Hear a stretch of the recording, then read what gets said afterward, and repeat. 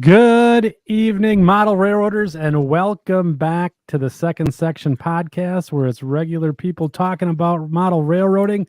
I'm your host, Andy Dorsch, and joining me this evening is my co-host, Mike Ostertag. Mike, how are you doing?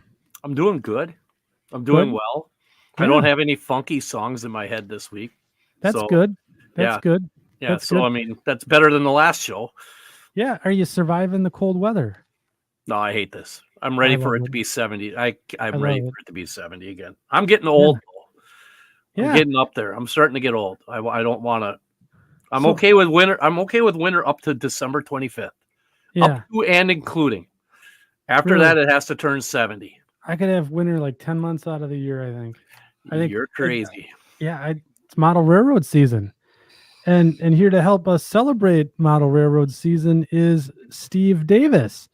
Welcome to the Second Section podcast, Steve. How you doing? I'm doing pretty good. Thank you for having me on. I'm gonna have to watch the show. I loved your opening. That was pretty slick. Yeah, it's the opening's just I guess the filler to let all the people shuffle into the studio or into the studio audience here this evening. But so Steve, where are you located? Tulsa? Did I hear that right? Well, I'm in the Tulsa, Oklahoma area. I actually live in a town called Coweta, but nobody knows what that is. So it's just a little suburb of Tulsa to the southeast. And because I live in a little nothing town, I was lucky enough to have some land so I could put up a building. Well, actually, when I bought the land, there was already a building, so I could build a model railroad. So that's what I did. So we're here tonight to talk about your model railroad and your model railroad interests. So why wouldn't I think it'd be a good idea to kind of bust into that, to give a little bit of an introduction as to who you are, your model railroading interests, and your current layout and what we're going to be talking about tonight. Okay. Yeah. So that's a lot to unpack. So I guess we'll break it out here one shot at a time here. So why don't you currently have an HO scale model railroad and you're modeling the Kansas City Southern, correct? That would be exactly true. Okay. And then fake news here on this second section, I'll say that. So it's the pre-gray paint scheme, right? Yes, it's white. All white. Red. White and red. Then came white. They called it, some people call it the ghosts. I don't know, but it was, they were white. It was only for, I don't know how many years. I think maybe like 10 or something. It wasn't a very long time because they were red for a long time. Then they're gray. Then they have the beautiful Southern Belle color they've gone back to now, before they've now been acquired by the Canadian Pacific. And they're now, they call them jokingly around here the cupcake, but it's the CPKC. I've never heard that before. I like it. Yeah. So question for you, what made you choose the Kansas City Southern? Well, that's a great question. I didn't grow up around here. I was one of these guys that moved around a lot, but it doesn't matter all that stuff. But I grew up a lot of my life in the Bay Area, and the big thing in my day, because I'm a little older than some of y'all, and it was Southern Pacific. And Southern Pacific, I was in the San Francisco Bay Area in a little town called Redwood City, which is now the heart of Silicon Valley, but it wasn't back then. It had a big Ampex plant, so I guess they were starting on the right direction. But in any case, they ran commuter trains up and down the peninsula, we called it, and they were pulled by these Fairbanks Morse train masters, and they were cool. I love the sound of them, and they didn't have like a separate HEP, so they ran 8 all the time, and they just engaged the traction motors. Those things were made some noise, and I remember, they had the old single deck cars, and they got the newer double decker ones, and then they ran the Coast Daylight, not Starlight, ran through there. It terminated in San Francisco, so it was on that line with the Daylight colors. And then there was even a train I took once with my family, because I was a kid. So with my family, I was a kid being brought on it. Was a train called the Del Monte that went from basically San Francisco down the Bay Area over across the Coast Range into Monterey, where there's like Camp Row and all that stuff, and that's why it's called the Del Monte, because of all the canning and but Oh, neat that makes trip. sense. Yeah. Scenic, and it was, a name train. It was not a big name train, and it was only about a 3-hour ride or something for the whole route. But it was cool because if you're just a train watcher, you could sit out there. And the other thing was, of course, the main SP yard was not. It was in San Francisco, which is horribly inconvenient if you're a railroad. Railroads also reached San Francisco. They all did it with car ferries. We had the big main yard, not in San Francisco proper. That's like trying to put a train yard in New York City, but they put it in Daly City, which is a suburb south of, maybe it was San Bruno, but anyway, it's a suburb of San Francisco, and it was the main SP yard for the West. And Yeah. in fact, everything on the SP was classified as westbound or eastbound based on whether it was towards San Francisco or from San Francisco. San Francisco was the center of the universe for the Southern Pacific Railroad. So a train going from Portland to San Francisco was a westbound. A train going from LA to San Francisco was a westbound. A train going from San Francisco to LA or San Francisco to Sacramento or Sacramento or San Francisco to Portland, those were all eastbounds. So Go ahead. all that stuff, I loved it, and I wanted to model that. But then that was when I was a kid, and I moved a lot and got different interests. And I don't know about everybody else, but I sort of lost. Well, I don't want to say I lost interest, but I couldn't model. I was looking for a job, working my butt off, burning the candle both ends. Eventually got married, had kids to raise. So I kind of gave up the hobby. And when I started thinking I might be able to do some model railroading, I started to think about, well, what's unique? And I have a couple of friends that, like, I don't want him listening. I don't know if he wants his name dropped on the show or not. I will. Sammy Carlisle, ATSF, Hereford sub, fantastic modeler. Yes, he has, he's a Santa Fe modeler. There's a lot of great Santa Fe modelers. And I love the Santa Fe because by going across the bay to from San Francisco, you could see the Super Chief, and there was Santa Fe had their big yard in Oakland, or maybe it was Richmond. Sammy can text in maybe and tell me which one it was, but in any case, they had a big main yard there near Emeryville, and so I didn't want to model that because there were so many other people who did it, and there's so many better modelers like Sammy. And there's a whole host of them right there in Kansas City that any one of them is a better modeler than me. So I thought, well, if I do this Kansas City Southern, there's not that many guys who model that. So maybe it'll at least be like, even if it's just a passable railroad, it'll be unique because it's the KCS. And another thing is my dad, who sadly recently passed, but who was my big partner and inspiration on this and always really focusing on prototype modeling. The fact that I'm somewhat of a prototypical modeler really comes from him. He was insistent on that. So he said, model something and that you can visit regularly. So, so you can see now, of course, I'm modeling 82, but when I moved here, it was 82. When I moved to this town, to Tulsa, actually. I lived in Tulsa proper until I moved out. So in any case, I could visit it. I could see it. I could take pictures of it. I could rail fan it. And if I needed to know what a building looked like, I could run out there and snap a picture. So that was what we did. So did you have the model railroad in mind? Like, saying, okay, I'm gonna model the KCS, and and since it's close, I can go out and take pictures of it? Or was it just happenstance where you were taking pictures of it and getting familiar with the railroad and said, hey, I really like this and the way it operates, and this, that, and the other? Is that, which road did you follow, or was it something else? Question. Yeah. I don't know if I thought about it that much, but here's what I did think about. There's a wonderful operation. It's the biggest operation in this area, the big new Santa Fe or the big new Super Frisco or whatever that's up here at BNSF that have a major classification yard, and 3 subdivisions come together. You've got the Cherokee sub, going out northeast to towards Springfield. Oh, and actually it branches out to the Fort Scott sub, and then going the other way, you've got the Avard sub that meets up with the old Santa Fe Transcon up there in Avard, Oklahoma. And then we've got I can't remember the name of it now. I think it might be the Creek subdivision, goes down to Medill, Oklahoma. And actually there's even another one. But it was the Frisco, I believe the Tulsa.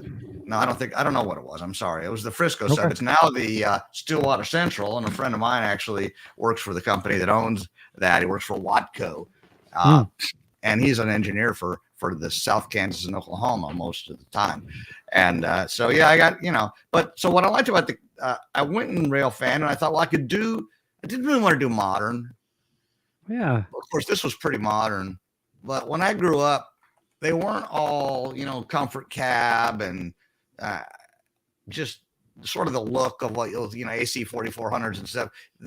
This kind of looked like this in the picture behind me with not the hood units, but the cab units, I guess you call them. I don't know the right terminology, but that's what I was used to. And in fact, I could have even gone older, and I debated that. I could have gone to where they would have had the Alcos and the Fairbanks Morris and the Baldwins and those kind of things. And I had a certain love for that. And I'm still to some point regretting, but I could always backdate it. But my kind of thinking, so I'm not answering your question. So the question you asked me. The question you asked me was, what made me choose this railroad? So I started rail fanning and scouting, and I thought I could do maybe the BNS, but backdated to the Frisco, because it was a pretty big Frisco operation. It was Osage Yard instead of Cherokee Yard, and the subdivision that went from, from there. And we had Tulsa Union Station. There's another great modeler. Don't know if he's listening to this podcast, but again, in the area, Doc Campbell, who models the Tulsa Junction, where the Santa Fe and the Frisco and the Mop, all come together. And it's a wonderful place. I believe there was up to 5 railroads at one point. Katy came in over a railroad bridge, and so I could have modeled one of those, and I thought about that, but there was nothing I could really see that, because everything the BNSF had changed everything so much. Now, when I moved, it was the Frisco when I first moved here, and I liked that. It was a cool operation. And then it became VN for a little while. You started to see some green showing up in the picture, and then you got to see all the different colors that they came to call the BNSF. So I rail fanned the KCS, and here's what I liked about it.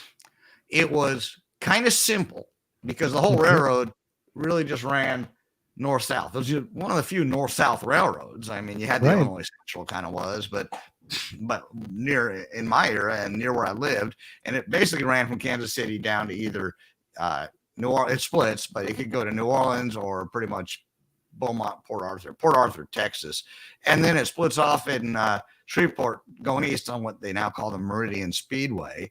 And the way it plays into so it was pretty straightforward, and it was the smallest class 1. So I felt like I could get my arms around it and really model a subdivision on it and not do too much selective compression. Oh, I did some, believe you me. There's towns I didn't model that I wish I had, and all of that. And that brings me to a later topic we'll get to, which is I'm now expanding the railroad with the help of a lot of these friends. But it is really, I felt like I could sort of handle it. Like I could get the main division point yard. It happened to be on the south end, and it was Heavener, Oklahoma, big yard. And then I could get all the way up to the interchange point, which then, because when I moved here, it had the 3rd subdivision. Now that it's, even before the CP merger, it was all called the Heavener subdivision. So what's the 3rd sub and the 2nd sub is today just one thing. And that would have been too much to model in the size of building I had without really just making it a vestige of what it was trying. So I wonder if the main towns, the main kind of things that happened, and sadly a lot of that's gone. So if I have to go, like in Salsa, Oklahoma, there was a pretty good sized yard, and they even did some piggyback stuff, and they would load. They had the overhead loader where they plucked the trailers off of the flat car. It was really, it was unbelievable to have in nowhere, Salsa, Oklahoma. I don't know what the population of that is probably like 40,000 if it's that. And why they had intermodal, but I think it was a good, convenient place. It was right kind of in the middle, and from there you could go into Arkansas real easily, into the Walmart headquarters in Bentonville, for example, and up to Tulsa, which is big business in Oklahoma City. And I'm guessing that's why, but I really couldn't tell you. You'd have to ask somebody in the so-called intermodal division, which they never ran intermodal trains like the Santa Fe. They just had a couple intermodal cars on their hotter trains. Anyway, so I rail fanned a lot of that, and thank God took pictures, because now what's there is a main line, not even a passing siding, and one interchange track that interchanges with the UP, which back then was the MOP. Yeah. And I gotta say about taking pictures, like back in my early, my early teens and teenage years, we'd go stand trackside and we'd just stand there, right? We never took pictures, and now it's all gone. And I really regret that. Yeah. Or when I was young, you had to pay for film. Oh, sorry, I didn't mean to cut you off, Mike. Go ahead. No. Me too. And my dad worked for the Milwaukee Road in Green Bay, and he used to take me. It was because that got me into loving the Milwaukee Road the way I do. I mean, I should be modeling it, but I can't model what I want to, so I just don't. But I would go down there 2-3 times a week. Never had a camera. Yeah. I saw stuff and I know for a fact there are certain things that I saw. I got no proof of it. I didn't until I got a car and started, like, maybe I think 1984 was when I first took a camera down. Yeah, that was 14. I was 14 at that time, and it was just nuts. And that's probably about the age I got maybe a little bit younger, because my dad was into it, and I would take the high school I went to was right, I don't want to say across the street, but only maybe 3 blocks from the train station, the Redwood City train station. So I would sometimes ride in a little early and watch the commute trains, because they were running them like every 10 minutes. And that was back before they had like electric trains and you could accelerate immediately and all that. So, I mean, those things would come in with the brakes squealing and they go out and run 8 and it would just be smoke. And, with Fairbanks Morris, we're not talking, super high tech power with, anti-wheel slip technology and all of that. Those things were screaming. And I loved to watch the show, but I didn't have a camera, and I wasn't going to lug a camera around school. It isn't like today where everybody's got a camera with them in their hand. Yeah, exactly. So, right. And I would have taken a lot more pictures if it was all free and it was just, really nice to be able to just, now to just take pictures now and hopefully find them, which is now my biggest problem. All of our biggest problems is finding stuff on our darn our phones. I have like 35,000 pictures or something ridiculous, and I can't find one of them to save my life. But I took a lot. My dad encouraged slide taking and took a lot of slides, which is the worst thing, because unless you got the projector out and stuff, you couldn't even show them to your friends. Like, here's a cool train I saw. I changed to doing prints pretty quickly, but we would have something as a family night where we put out the slide projector, and everybody wished they were dead because my dad would show all these train pictures. Nobody else in the family except me cared about them. But it was the old carousel, the slide carousel. Yeah. It's like, it's a bad vacation video. Yeah, I think I think my brother was literally looking for some gasoline to pour on his head and lighting himself on fire. But I don't know. Goodness. I'm kidding. But so to your point, you didn't always have the opportunity to take pictures, and the pictures I did take when I was old enough to kind of do my own thing as an adult living on my own out here in Oklahoma, and I thought, I will take pictures, and I didn't always have my camera. Didn't take it to work every day. Didn't want to carry a big old, SLR camera before they were digital for a while, and keep the pictures and buy the film and pay to have it developed, and I don't know. It's sad because so many people have captured history, and thank God for that. Yes. And some of my friends, do that and take a lot of pictures. Another guy, it's a friend of mine that has a model railroad. It's a really good one. It's modern era. Is Dale Baker, and he has the Port of Catoosa Railroad, and he lives right by it. He's on a hill that literally overlooks the port, so he can get aerial views of it. He can walk down and get it, and who knows how much that's going to change. But he will always have a record. So if he wants to keep it in that era, now right now he's not. He's moving it as the railroad changes, which is a cool thing. So some people like to move, with the times and stay current. I've operated on some really great railroads that are pretty current. I was stuck in this. I like the cab units. I like the and also the 1982. Nobody asked me why did I pick 82, but that was my next question. It was coming. 1982 was the last year the KCS ran cabooses on their through freights. They kept running them a little longer for the switch units. And I thought, you know, it was God's intention to have a caboose at the end of every train. So I just wasn't going to run past the era when they would have had cabooses or caboose or whatever you want to call them. Because, the plural. Yeah. The FLIR doesn't get me that excited. And the thing about it, I love about it as a modeler, and all joking aside, if you're new on the layout and you're pulling a train and you don't see a caboose, you know, you lift your train somewhere. So that's right. That's right. That's a good way to, so we've gotten to the why we've picked the KCS and the why 1982. And I do respect, I mean, even though I'm only going to be 43 here. Hey, you're just a kid. I'm just a kid. Right. I'll but tell you about the good old days someday. Yeah. But I, on my lap. Good. And now my lawyers here lawyers tons of money, dude. Yeah, right. Anyways, so let's talk about the building a little bit, and then I do want to get into the presentation that you have. So you said that you have You're saying the building that I have? Yeah, for your model railroad. Interesting. I probably have some pictures of it, but I didn't prepare, so I will have to go through that thing of finding them. That's the problem. But you said you have an outbuilding, and so is it in the pre-show last night we were talking, and it's a pole, or it's a shed, right? Well, I wouldn't quite call it a shed. Let me see. You know what? Somewhere I do have pictures, but the sad thing is I know where they are. They're on my phone.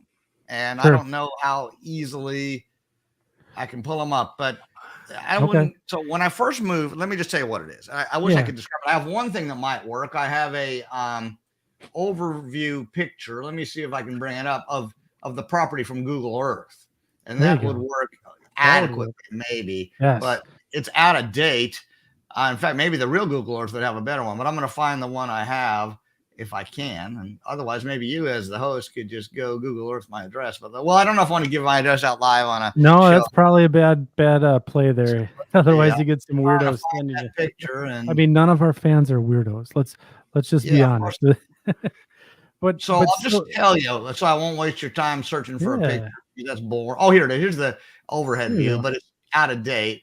Let's see if I can share it. I'm gonna try this here. Present. Yeah, see, I won't tell about what I'm doing. They'll be like, again, wishing they were dead. Okay, so here we go. Far from it. How's that? That's beautiful. So this is a picture of my house many years ago. Since then, I've paved this road. The house is here. There was a building here. There is a building here, but I've erected a new building here. But this was a plan I was showing to show how the new building was gonna go. But so when I moved in, that building there existed. When I acquired it, it was actually owned by acquaintances of mine that had a small, they were trying to make it big. They had a band. Very few people are going to have heard of this band. They were called Crooked X, but they were a very hard rock band with people that were very young. They were like 15, 16, 17 years old. And they actually got big enough to where they were touring the world, and they opened for Kiss. And that's sort of how they got well known, was they opened for Kiss. And they got airplay on rock stations. I think their Rock and Roll Dream was their only somewhat of a hit. And then there was a couple of others that were marginal. But anyway, they used this building to practice in. The band practiced in. But prior to that, it had been a cable TV head end. So when I got the building, it was outfitted with a room, like an office when you first come in. And then a little hall, which on the other end of the hall, from the hall, I can't describe it. You'll see it better. I have this video as we go through. That sort of shows where that stuff is. But then there's a bathroom, and then there's a lounge, a crew lounge. So that part was sort of furnished and built out, and a third of the building was walled off where the band would rehearse in there. The rest of the building was open, had a big garage door, and the guy stored his boat in there. That's what it was used for, storing a boat.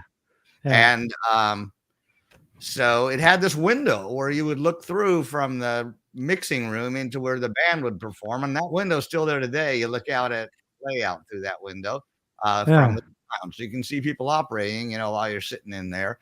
And so that building was there, and I built the third sub, and we're going to look at the third sub. So that's that. But I'm now attempting, with the help of a lot of friends, some of whom are listening to the podcast, my railroad engineer friend, Zach, and I don't want to name them all. It'll bore because you don't know who they are, but a lot of great friends that are helping me build it. And we're doubling the size of the building. So the building that was already on site was 60 foot by 45 foot building, but good size. It only 30 feet of it by 60 was model railroad. The other 15 feet was, again, for the crew lounge, the combination hallway and bathroom, and the dispatcher's office. So only. Yeah, I know. And believe you me, when I first tried to build that, I had the hugest case of buyer's remorse because I was kind of like, crap, I bought the dang thing, and now everybody's gonna make fun of me if I just don't do anything with it. I'm not gonna have a 4x8 sheet of plywood with a train running on a circle. And it was a little intimidating, I won't lie to you. I probably spent 2 years just planning it. The first thing I did was went into that building and measured all the dimensions, including every single support pole, the walls, the doors, everything, pretty accurately. And that allowed me to have some fun.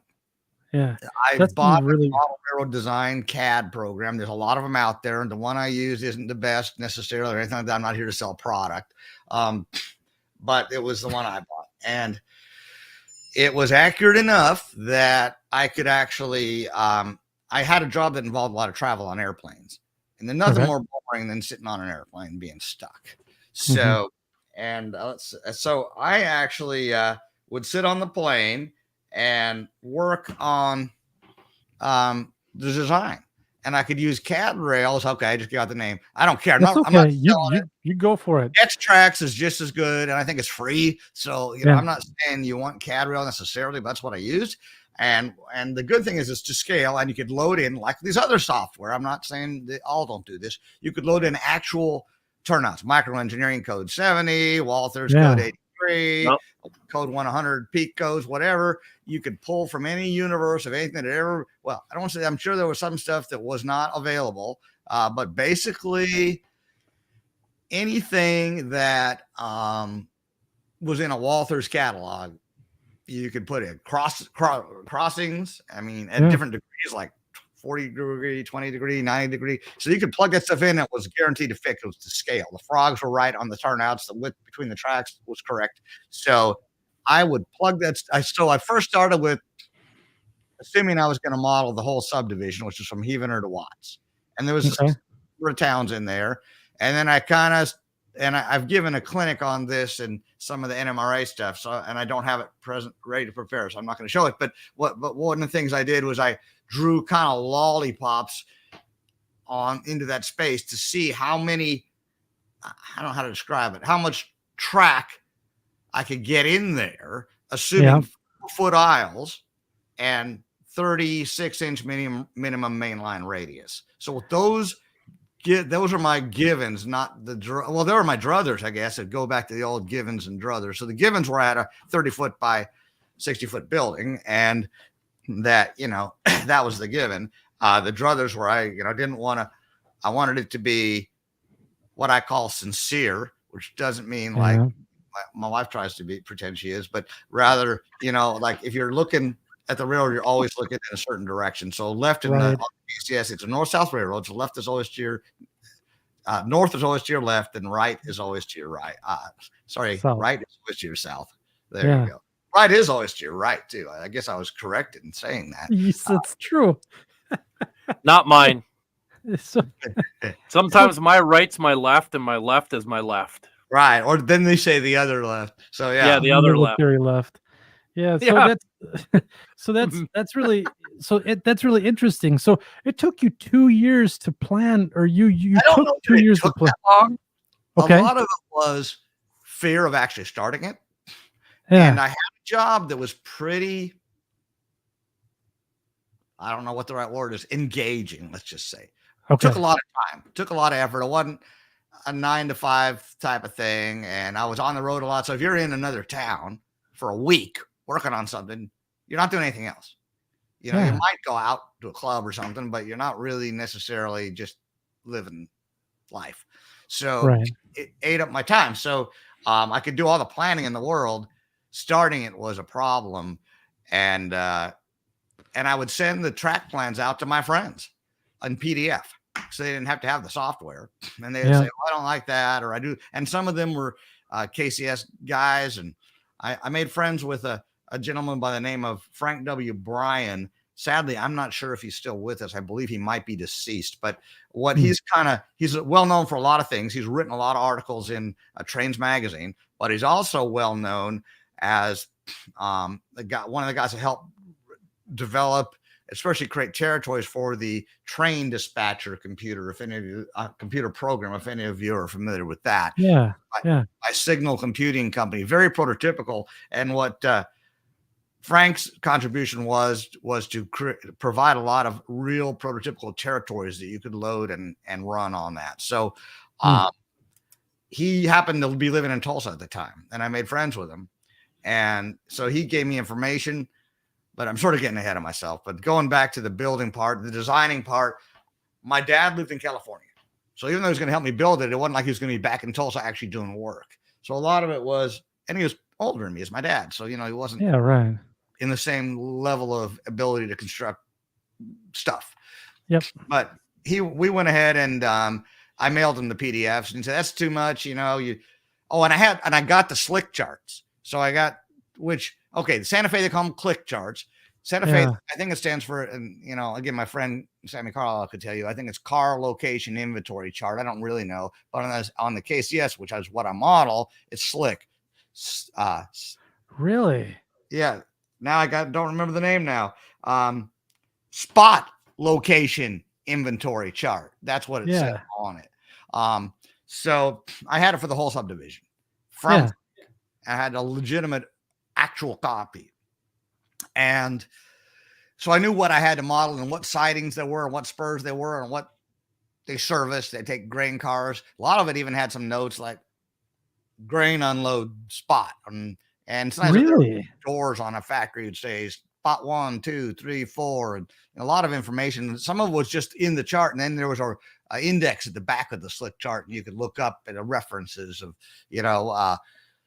insulated box car only and stuff like that. So it was easy for me. So I am not a creative model railroader. If you wanted to bring on a really creative guy, you've just featured the wrong guy.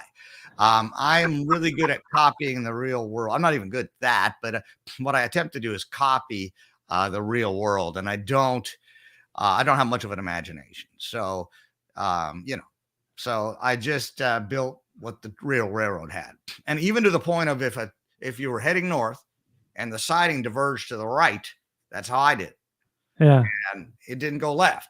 And the spurs were facing the correct directions. So I felt like by doing that, it wasn't that I wanted somebody to get a chart and look at it. So, oh boy, that's really right. Because a lot of people wouldn't know and wouldn't care. But it was so when you operated, the experience would be similar to what an actual operator would experience. If you have to go in here and run around that car to put it in, because that's the way the track work was organized, then that's what you had to do. It was not built to be a good model railroad. I mean, it was built for operation. And I chose my towns accordingly. And I did make certain compromises. If I had a scene that was real deep and I only usually had a 3-foot depth, sometimes even less than that, then I would maybe make the deep part go left or right. So I did make modeling concessions like we all do. But what I'm saying is it went in the correct direction. So if there was a siding that was trailing point, then it was trailing point. It was facing point. It was facing point. And then the switching challenge became the same challenge an engineer would have had on the KCS in 1982 in the spring. So that's, I mean, I guess, from looking at your stuff on YouTube and you have your own YouTube channel, which I do have in the show notes. So if you guys haven't checked out Steve's YouTube channel, make sure you do. He's got a really cool video that I think you wanted to show that tonight, right? Well, one of them is what do you call it? It's a cab view of the whole railroad. Cab ride, I can talk about the railroad. So I think, I don't know about most of you. I know that most of my friends who are watching this because they feel like they kind of owe it to me or something. Are like wishing they're dead. They're also watching sports or a porn video on another monitor or something. And they're not they're not going to watch my head talk. So if we had video to show, I think they'd be more interested in that. Okay, let's give that a world twist and twirl. Yes, sir. Steve, on the CN we call those ZTS. Actually, it's Zone Track Spot, and we had that also on the Wisconsin Central. Really, Zone Track, and what was that? If you don't mind my stupid question. What's that? What's that? Yeah, what did that mean?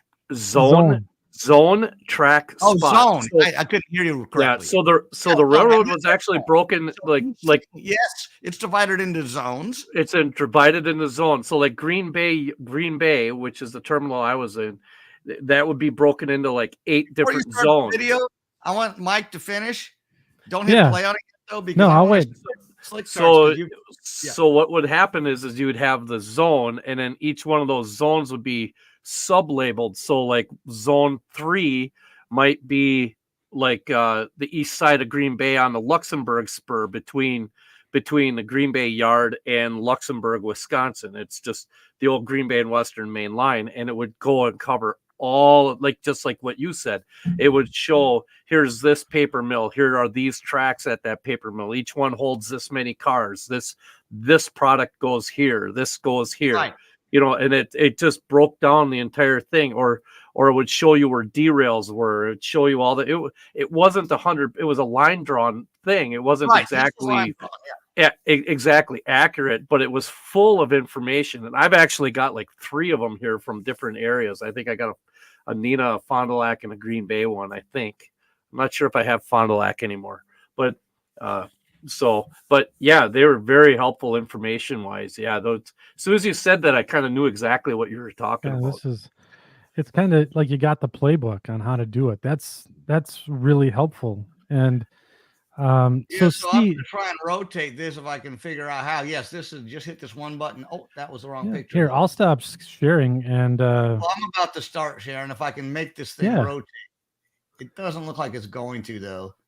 So I'm viewing it with a photo. Maybe if I viewed it with a PDF. We can get it. Here we go. I can do it with PDF. That'll work better. There you go.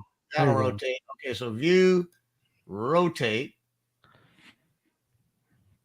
So for our section crew that's on. I'm going to share this. All right. Oh, this is just a bad one I picked though, because it's not very interesting. Let's try this one. Yeah, this is better, way better. Okay, here we go. View, rotate clockwise, and I'm going to share in 2 shakes of a lamb's tail. Present, share, window. Yeah, you guys love hearing me narrate how I'm doing this. It's we do that all the time. You should have heard Tom Johnson when he was on. There was swearing and weeping and gnashing of teeth. Oh yeah, that was. There will be weeping and gnashing of teeth, yes, sir. So I think this is working pretty good. I can maybe make it full screen. Anyway, you got the idea. So this was the slick chart, and you could and it had these numbers and such, and it was legible, even though it may not be on this version. And it on the back, it told you some information about these tracks, and there were inventory area, zone. There's your zone, and then which map it was. And this one was drawn, as you can see, in 1979. Most of mine I got were from 82, but I don't think they changed a whole heck of a lot between 79 and 82. That's just my guess. I can't really say that that's in fact true, but I'm sticking with it. But each track has a designated number for it, correct? Yes, and I have that, and so does Sammy on his ATSF layout. And a lot of other people I know do, and so that way on my switch list it'll say the name of it, because that's a lot more user friendly. But also it will. I'm just trying to make this go full screen. Here we go. There you go. It'll say the number as well. So sometimes that makes it less open to interpretation, or some of the tracks aren't really named. So like, I don't know, here it just says Old Main Line 012, 011. I can tell them this is a piggyback track 009. I'm look here at Albert's Feed Mill. There's 3 different spots. And I don't know what those are, but in the back of the book, this is a photocopy from the actual slick chart. Can't put the slick chart on because they don't have one of those fancy cameras that lets you open a book up anyway.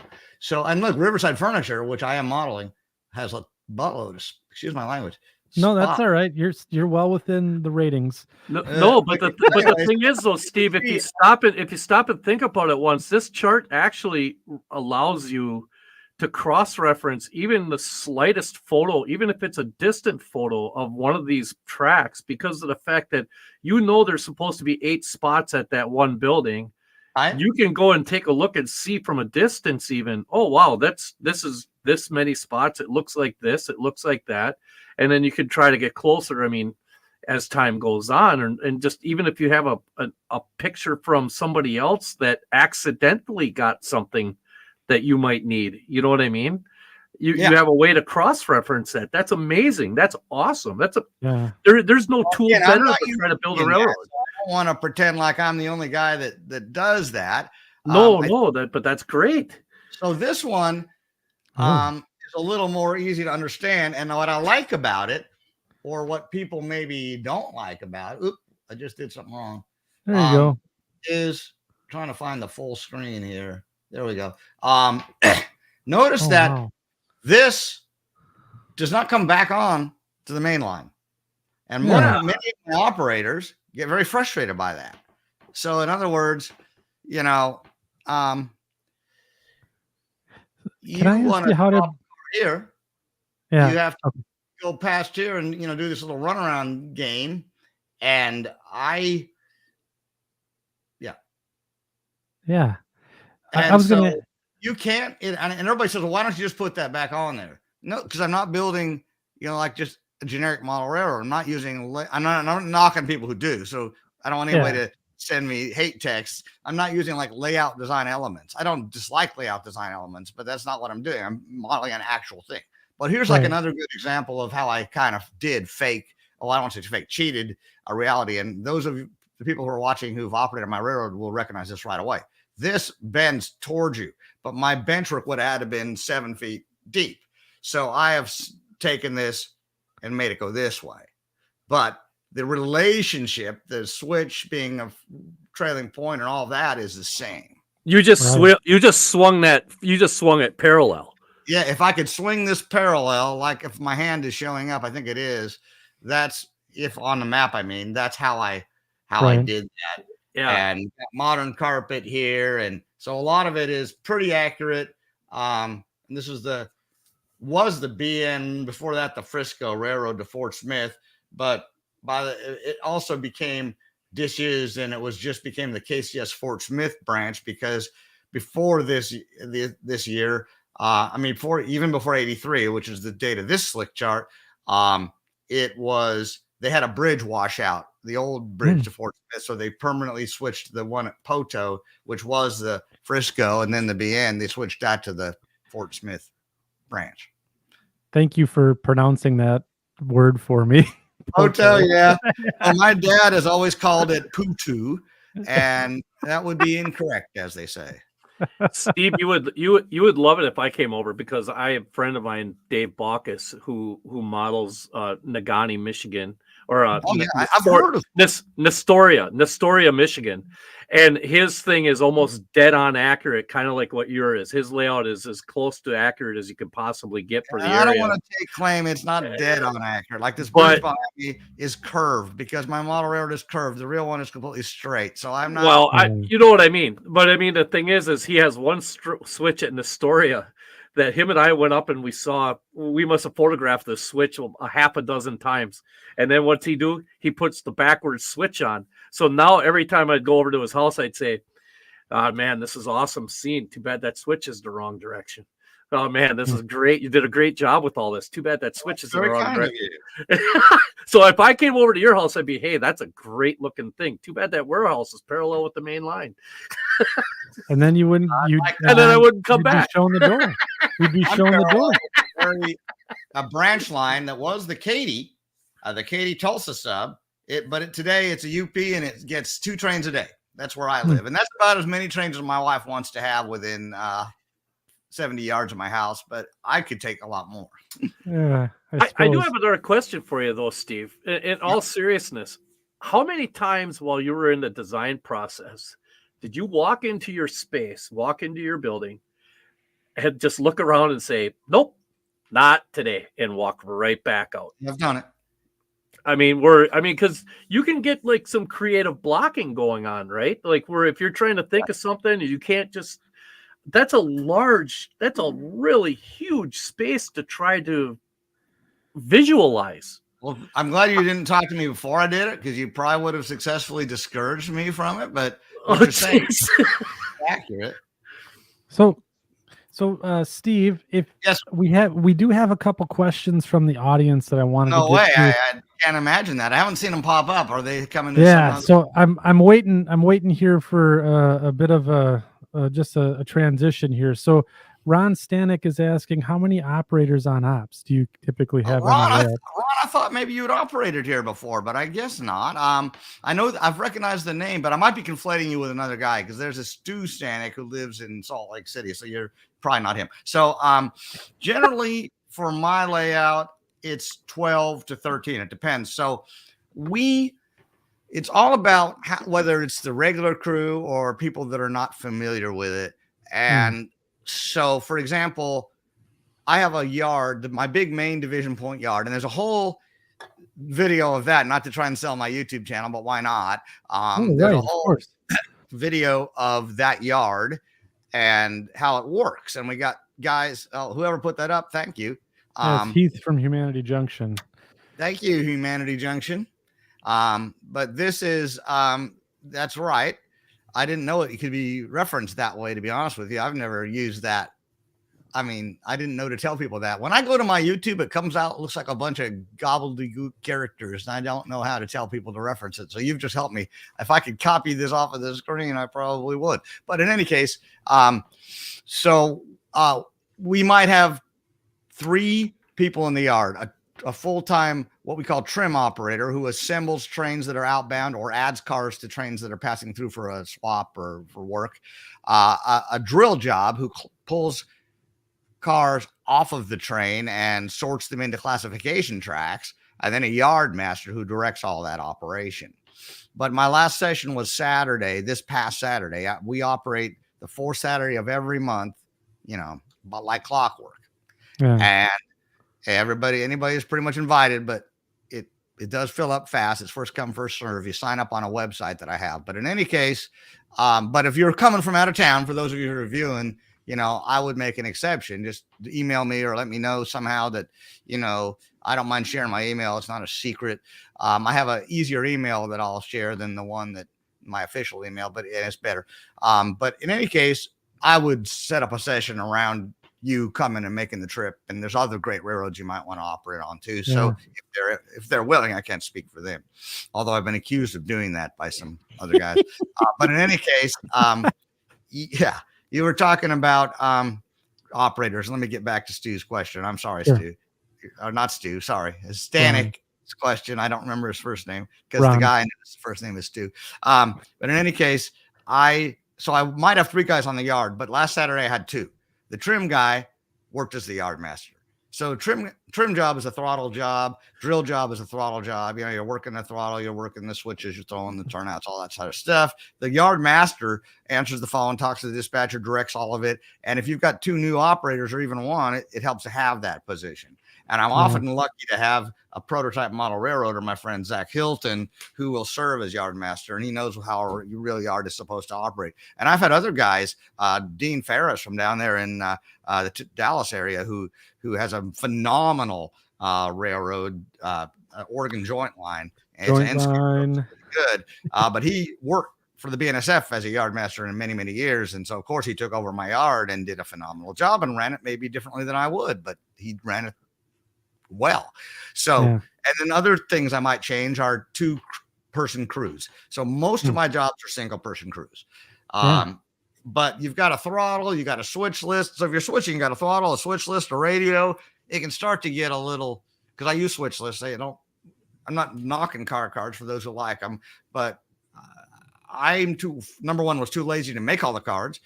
2, too lazy to put all the little boxes around where you put the cards. 3, Yep. too lazy to figure out ahead of time where all the cars need to go. Yeah. You know, the right routing and not overload this siding versus that. And so out of just pure laziness, excuse me, I did the old JMRI Operations Pro, as they now call it, but just use JMRI switch list. It's free. So in any case, you're carrying a switch list.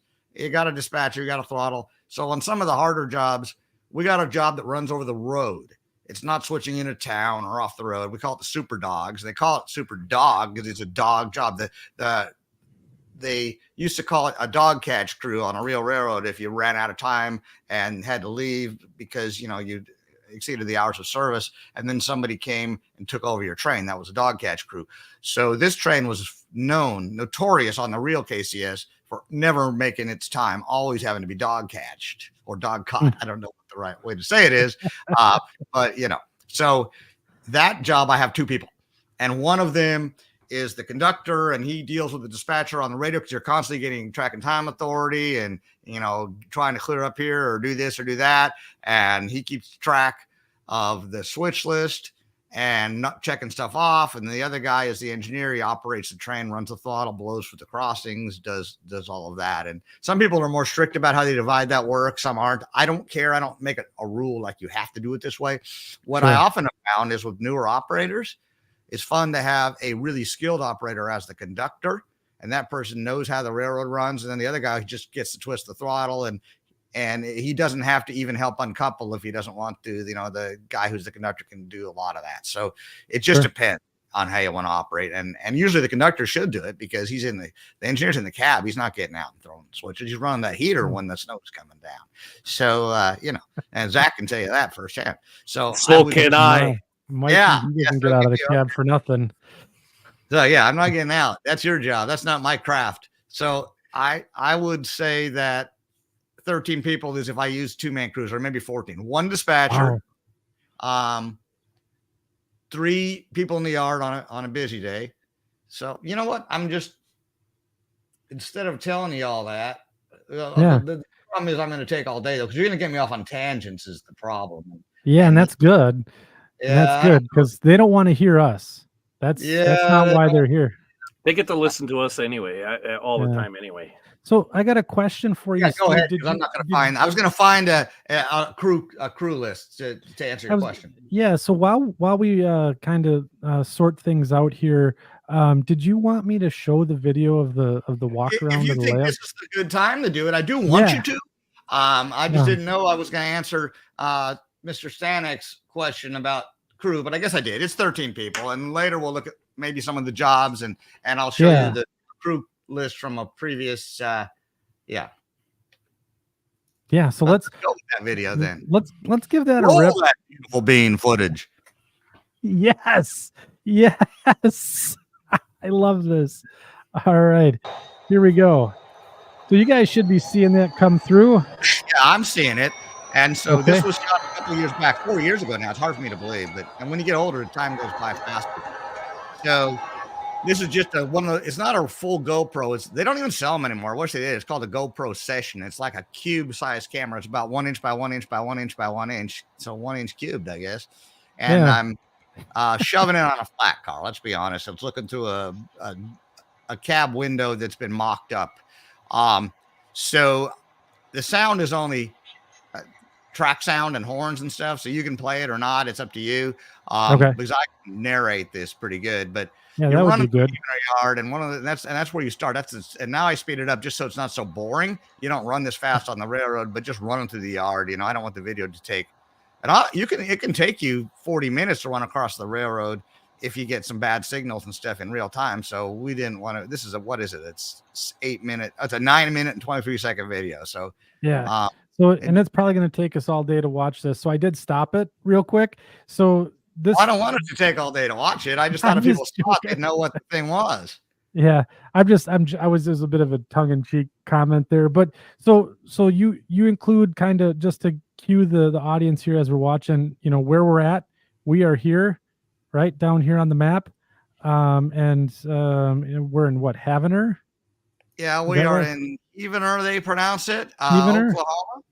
And this purple line is the KCS. This is a railroad map. They actually give these out in Oklahoma for free at like the visitor center. Not like everybody's a rail fan and wants one, but so the roads are harder to see. The roads that you see are like thin lines. The big thick lines are the that blue is the Union Pacific, used to be the MOP, and the purplish is the KCS, and that purple branch line coming out of Poto is you're doing it. That is the what is it again? That is the Fort Smith branch that I showed you. Yeah. Okay, so let's roll that beautiful bean footage. So Heavener was a funny yard, and because it's not laid out perfectly. Oh yeah, this is a mushroom. So over us is another level, but it's not a double deck like you're used to, where both people are trying to fight over the same piece of track, because the guy who's running the double deck is standing on a raised floor. He can't see the people down in Heavener, and the Heavener people can't see him up there. Only a part of this railroad is a mushroom. Almost all of the second sub, which is my add-on. Here I showed a real picture. The Poto Creek Overflow Bridge, and the bridge looks very much like the photo of the actual thing. So now we're going to ride around on the track plan, and again, the red dot shows we've left Heavener, and we are now at this curve getting ready to go over this bridge. And here's the model of the bridge. Oh, wow. This one my dad built in California and packed it in a whole lot of peanuts to ship it all the way out to Tulsa, Oklahoma, or really Coweta, Oklahoma. You know, I never built these to be looked at from the back. They don't look terrible from the back, but I have to admit, it's not something I expected people to see. That's the only bad thing about a cab ride video. So now I'm coming into Poto. And again, this is the actual track arrangement. I haven't implemented any piggyback service. There is a piggyback ramp shown on the slick chart, and I'm just using it as a team track right now. And there you can see the team track scene. I've been asked to add it, and I have some piggyback cars. That's modern carpet. Okay, now we're and there's the track schematic.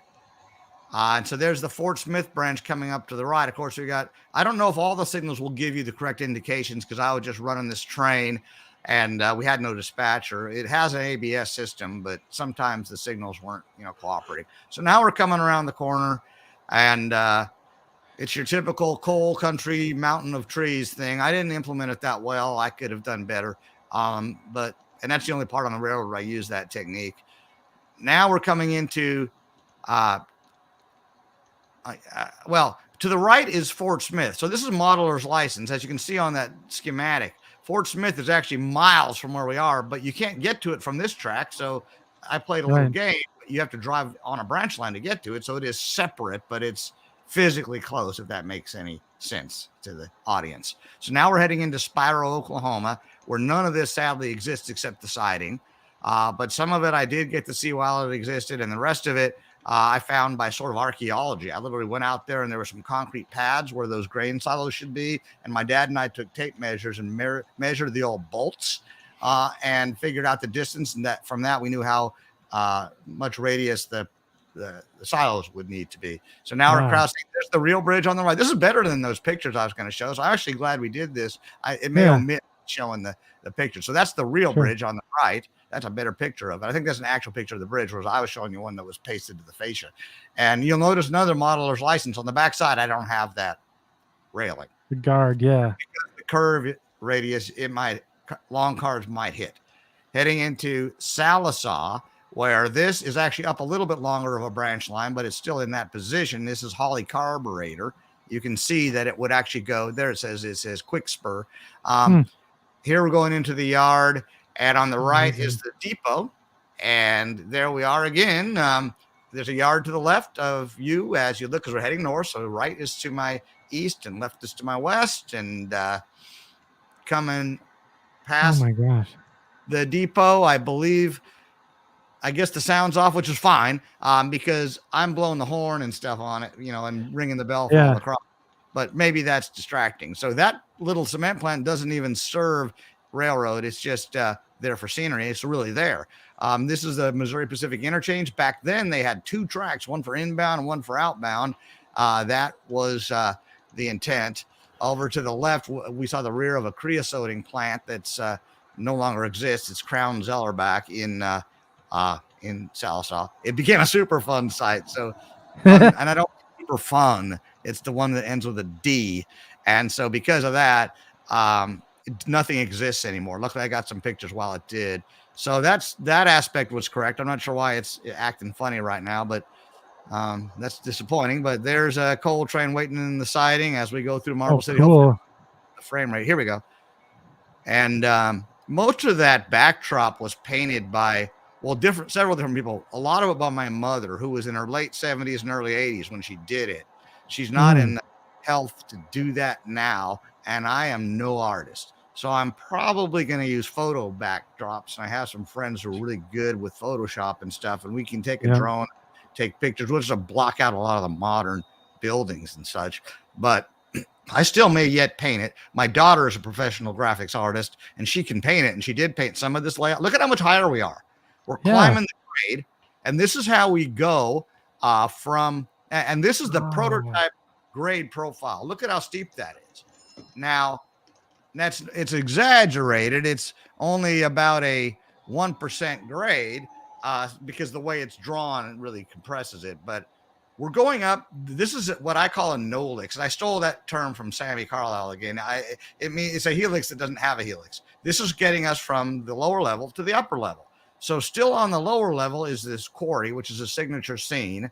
And that bridge is way overbuilt for a branch line. But at one point, that was the KCS main line, and that bridge existed. They ran a different route, and so the bridge stayed. And so we got the quarry down there, and there's the crew lounge. So that's part of the building that was already existing. So the part on our side of that wall is stuff we all built, and inside that room existed when I bought the property. So it continued to climb up. Now there's the window that was used for when they were recording music, so they could hear the mix without being confused by hearing the actual amplifiers and music. And here's the way what am I trying to say? The mushroom works. There you go. And so you can see how it's two decks, but it's not like the normal double deck where, somebody's reaching over somebody and one deck's too low and one deck's too high. Not that I'm knocking people who have good double decks, because Sammy did a great job. He got a no-licks and he arranged his heights so both decks are a great height. But I just wanted to do it this way. This took a lot of carpentry. I had a guy helping me so when I traveled so much, he was building a lot of the heavier infrastructure work. That station on the left is scratch built by my dad to match the real station, but it was kit bashed from wasn't scratch built, it was kit bashed from a building they used to sell, I don't know if Walther still does, called the NMRA headquarters. And he added tile roofing from architectural, you go to those architectural stores and you can get parts to make cool. Yeah. So it's and there's the grain building. This is the highest point on third sub, Westville, Oklahoma. And when I expand this, it's going to be actually a little bit higher. Because right now it's the same height as Stillwell. There's the slick chart. So I don't know why I waste all the time showing you slick charts, because had I known, that we'd play this, and I forgot we would, and that solved a lot of the trouble. Anyway. Yeah. So here we go, getting to the end of the railroad. And this is now the scenery starts to end. So I stopped shooting this here. Watts does not exist on this railroad. It is the subdivision end. So the engineer of the train will pull the train past. Oh, okay. You can kill that.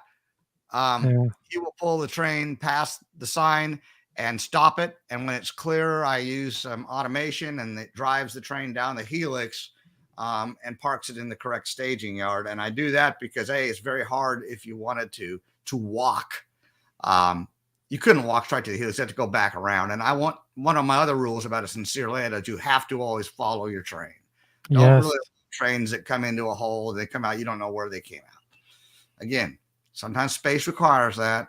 Sounds like I'm dissing on everybody else's model. I don't want to do that, because I've operated on so many railroads that have a lot of the features that I'm sitting here kind of saying I didn't choose to do that I like better than my own railroad. I've operated on some really fine railroads that I would give everything to have a railroad that good, and yet they have the real double deck, or they have the you can't follow your train and figure out where it came out. But it's so there isn't one thing that's like better. It's just, this is how I chose to do it. So. Yeah, exactly. And that was a really great tour of the layout. So how long have you been building this? So, well, that has been built for quite some time, because I started that, gonna say 2008. Excuse me. There was a company, there was a change at the company I was working for, and it put me in a change in my life. So my 1 year was like arguably the worst year in my wife's life and the best year in my life. Both of our daughters got married. I changed to a different job, and Mindy, my wife, didn't want to live in the city. We lived, not that Tulsa's Chicago, but still, it was a good sized city, and she didn't like the traffic and the noise, and it was really, we lived really near where all the Christmas shopping, and it's just the biggest shopping and restaurant area of the whole town, and which was great, you know, when you're younger and your kids want to go out and stuff, and it was near their school. But she wanted to move out more in the country. So we made a deal, because I was traveling all the time, and again, on business. So the deal I made was, honey, you know, I gave her the budget. This is how much we can spend. Find a house you like. I'm not even going to have a vote. You pick it. Kitchen can be how you want it to be. Bedrooms, you know, whatever you want. Make sure there's room for us to sleep somewhere. And I want an office for me, and you should have something for you. But you know, you pick the house, but it has to either have a building decent size that I could build a model railroad in, or it has to have enough land and be zoned that I could build the building, but then we'll have to deduct like 40 grand off of the price, or add it to the, but whatever you're trying to say, it'll have to fit within the same budget. The house will have to be cheaper, in other words, so I could build the building. Excuse me. So I guess I'm talking too much, and that's what's bad about being featured on this. I wish there was like another guy who could like take over, because I'm sort of losing my losing the voice. No, that's okay. So essentially, then, you know, you moved out of town, or were in the process of moving out of town, and you guys settled on this place. Yes. So did you start building right away? No. Again, we lived there for about a year, buying furniture, making it our place, looking around. And before I could even build anything, I had to knock out a wall, because the building itself was segregated into the 1/3 for the rock and roll band to play in, and the rest was just an open concrete floor, no ceiling, no walls, no insulation, with a boat parked in it. When I first moved in, I used it to park mowers and junk like that too. Yeah, right. So I spent a lot of that design time, the 2 years, with a lot of my model railroading buddies, you know, emailing these PDFs around. I'd email the plane. I always had the Wi-Fi on the plane, because my company required it anyway. Because like I say, my job was a 24/7 on call, you know, literally. So there was no escape. So in any case, I could always, but they always paid for the Wi-Fi and everything, because they wanted me in touch. So I was designing the railroad. I'd have a mailing list group so that I'd send and they'd say, well, that's too busy. There's too much stuff here in one area that you can't, you know, they won't ever fit the buildings all in. Or I got a lot of criticism. Yep. That was all helpful. And some from very good modelers who had already built extremely good railroads themselves. And so why not learn from somebody who knows what they're doing?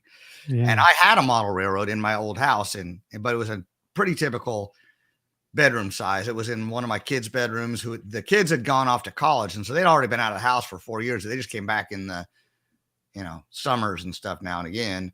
And I didn't need to reserve a bedroom for them, really. I had 2 bedrooms, one for each of them, and I turned one into a train room.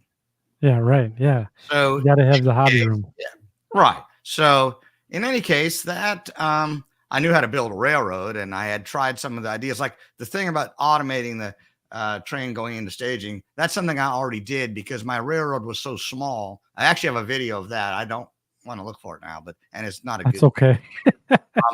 But it's a video of the automation system, because it was a 1-person railroad. You could run it. I ran it with my dad sometimes. You could run it with 2. But what it was it was sort of a double deck, but again, a no licks. It went from the top deck, started going down grade. I'm trying to remember. worked. Let me get it right. Anyway, it started going down grade. Worked a town, went downgrade some more, worked another town at the ground level, and then ran underneath the layout into the hidden staging. So the way I set it up was I had a yard that also had a lot of industrial switching. It was a town. And then I had 2 other towns. So you could actually have a crew, and the computer ran all the through trains, and it was programmed to where there were some through trains that had exchange traffic, the cars 40. Yeah. So those trains would automatically stop, and they would just stop. And then I could take over control of that engine, set out cars, pick up the cars that I needed to pick up that I'd already worked. And then and it went back in the staging. Not back in, it didn't back in. It literally just continued to run because the whole thing was a big circle. So, so sometimes my dad and I'd build a local. I'd be running the yard, and I'd build a local there, and he'd run that local over to one of the other towns, and he'd be switching it. So we could run it. So I got a little taste of operations. And I was in a really great club here. It doesn't exist sadly anymore. It's called the Claremore and Southern, but it was a railroad that's every bit as big as my KCS, maybe even slightly bigger. It featured a lot of railroads. It was a cool railroad, and it really whet my appetite for operations. And there's a couple of things that club had that made me set my standards on what I had to have. One, it was a sincere railroad. It was a west to east based on the Frisco, with Cherokee Yard in Tulsa being at the center. And it went from Oklahoma City, which was really just staging, on up to Afton, Oklahoma, and then beyond Afton. And Afton, there is a junction where you go to either what's called the Fort Scott sub, or I think it's the Cuba sub now, but I'm not sure, that goes through Missouri. But in any case, there's a junction, and that was after you went through Afton, you went into staging. So I wanted to, and I had full CTC in an era where they didn't have all this technology like they have today.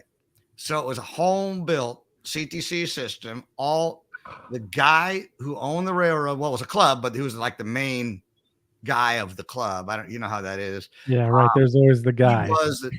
Worked his way up. He was a pretty high placed guy at American Airlines. American Airlines was one of the bigger employers here in Tulsa, Oklahoma. And they have their big maintenance depot here. They fly planes in from like Dallas and Chicago to actually work on them. But anyway, because it's not a high traffic place, so they can leave a plane here for a while, and it's not going to hold stuff up.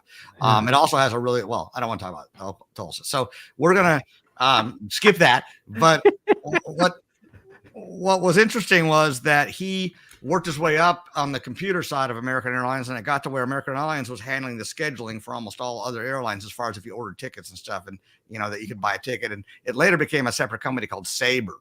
And this guy was the senior vice president of Sabre, and he had a crew of people, and a couple of them were also model railroaders who were computer engineers and programmers and hardware guys and stuff. So one of those guys etched his own circuit boards and drilled holes and put components in, and they built. I could never duplicate that.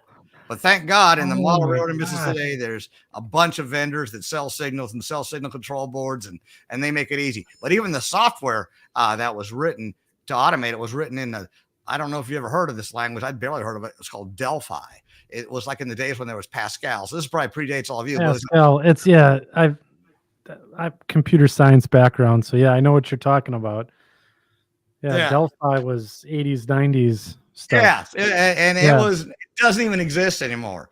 Yeah. And the guy was not proud of his code, and I thought it was really good.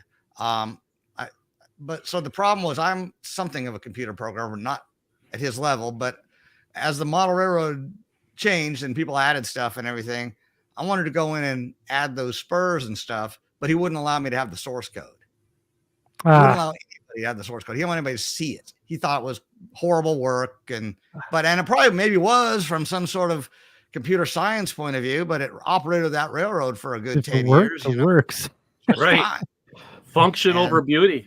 Yeah, he built it. I mean, block detection using toroid coils. It wasn't block detectors you could just go out and buy back then. The signals themselves were homemade out of like a piece of brass tubing, and I'm using some of those on the KCS still, only on a couple of places because they're not real pretty, but with a washer painted black, and I don't know where they got the hood, and a hopper car, a ladder for the ladder up to the signal viewing platform. And so they built their own signals. Made their own. That is dedication. Yeah. And all the turnout controls, they didn't have tortoise motors back then, but they used this Hanks Craft. It was still a slow motor. It went at like 3 RPM, and you could stall it out. You had to put these big metal poles, I guess you'd call them, stoppers, and it would hit them to stop. And they were made by Hanks Craft. I remember the things were like this big. Oh my gosh. Motors. And but it worked. So luckily when I had to do it, there were vendors, and I chose Digitrax because they were one of the first. I mean, again, I'm not a promoter of Digitrax, but they were the first to have a thing called LocoNet that allowed you to hook everything together. And now there's a lot of other vendors that aren't even Digitrax, like DCC Specialties and Circuit Works and a lot of these other, I don't know the names of all of them, that will make stuff that interfaces with RR circuits, that interfaces with LocoNet. Yeah. And now they're coming out with this new NMRA, DCC, what is that again? LCC, layout command control. Yeah. I would like to switch to that. I like the concept, but for me, I don't want to do what George did. I didn't do it with the CNS, which is to build all my own stuff. There's not enough vendors that I'm aware of that are selling stuff that's plug and play for LCC. So right now, I'm sticking with LocoNet. Yep. Yeah, I think that's my opinion too. I think it's just a little too new for me to dive headfirst into now. I don't even know that it's too new. It's just that you can't buy much for it. You can buy it from RR circuits. That's about it. And they just don't have a full enough range of stuff. That's what it's not all the way developed yet as far as. Yeah. Okay. Not enough manufacturer support. So my dad, later, there was a club that formed in the West Bay. You think the San Francisco Bay Area would have model railroad clubs, and they did, but there was one on the West Bay that he became a member of. And they built it. It was real nice. I had nothing to do with building it, but I did do one thing. I figured out the signaling system for it. And theirs was an NCE system. And all the switches were thrown by NCE. But NCE didn't sell a signal control board. And back then, they may now, but they didn't sell block detectors. And when you went to their website, it said it referred you to another page, and they were referring you to the I'm trying to remember the brand. It was I can't remember now, something digital. That Team Digital. I think that's who it was. I believe you're right. And that used LocoNet, but it wasn't the Digitrax product. So there was some people there that are as evangelistic about NCE versus Digitrax as people are about Mac versus PC and all of that. And those guys that were in that club hadn't wanted nothing to do with Digitrax. So I bought the thing you just said, and I think that is what I used. And then I bought I had them buy, I didn't pay for any of it, the BLMA, with best looking models available signals. Yeah, right. That's what the BLMA stood for. Now it's owned by Atlas. They're still just as great looking. So I bought the signals, or I directed them to buy the signals, designed the CTC, how it would look, where they need signals, how many there would be. It was a double deck layout, typical double deck helix between them, and really nice looking layout. But what I'm getting at is I did all the detection and all the signaling using LocoNet with this other system and Team Digital. Team Digital. And it's a good product. I actually am using some Team Digital stuff on my layout because I'm not an evangelist for Digitrax per se. I just like the LocoNet platform. But they were able to run LocoNet and never uttered the word Digitrax, and that met their criteria down there in the West Bay, which is Silicon Valley. It's the very heart of Silicon Valley. Half of the club members were either working for Google or Apple or Facebook or Dropbox. Yeah, you can see them all. You drive Oracle, you drive down Highway 101, you'll see all of those places and the headquarters, just one after the next. And there's a new one every time I go visit my parents back there. Oh, really? Who's still alive. But yeah, there's like new startups that get developed. There's Salesforce is now there. There wasn't any such thing when I was out there a few years ago. So there's all kinds of new software companies that are forming there in Silicon Valley. They don't call it that for nothing. I mean, Sunnyvale, California is, that's Apple's headquarters, and that is 4 miles from where this club was. Yeah. Yeah. Stanford University's right there within. Oh yeah. So it's basically a technopole, basically a hub where all of them better than me. So the fact that they wanted me to help with their signaling was really flattering, but don't get me wrong. I didn't do any of the actual wiring or installation. I taught them the theory of CTC. I made a PowerPoint for them. When I was visiting my parents, I showed the whole club, and they had a couple of guys one guy was really good with hardware and another guy was really good with software. And they decided to use JMRI because it's quicker than starting from scratch to do the control panels. And so that's what they did. And so I designed it and said where the signals would go. And I designed their first control panel in JMRI. But after that, I didn't touch it. And they don't need me. They were smarter than me. Dang. So question for you then. So you're running Digitrax on your system, LocoNet, you're doing block detection, the signaling and all of that stuff. And then essentially your operations then for your layout are centered out of JMRI, where you're using essentially an inventory of all your cars and making switch lists and stuff like that for the so I mean, they're really well known for that, right? I mean, they call it Operations Pro. The main guy on it is a guy named Dan Boudreau, and he is also fantastic. And I don't know how good of a modeler he is, but he's the kind of guy to where if you say, well, it'd be really great if the software did this, it'll be in the next release. And it's free. So the price is right. And the main guy for it, I can't remember his first name. Jacobson's his last name. He goes to Berkeley right there in the Bay Area. He's not a member of this club. But he is a professor at Berkeley. I think it's ECE, electrical and computer engineering.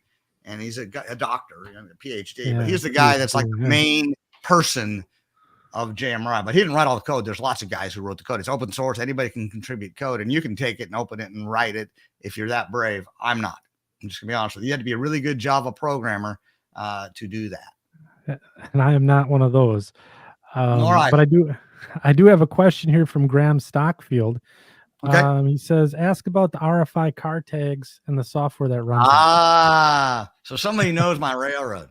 Okay. Yes. Graham's been needling me on the side. I have a whole video that does nothing but that. Before I get to that, if you could allow me, I'm going to show a switch list because somebody asked me, or you asked me about, well, so use JMRI. And to me, I thought that because I'm kind of stupid and, I think everybody does what I do.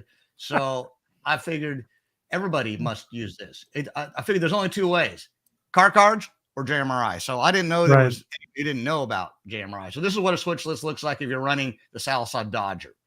And it shows you, at Heavener, which is where you start, you need these locomotives and pick up these cars. And usually the yard crew will have that train assembled for you. Yeah. And then it tells you where each car is destined.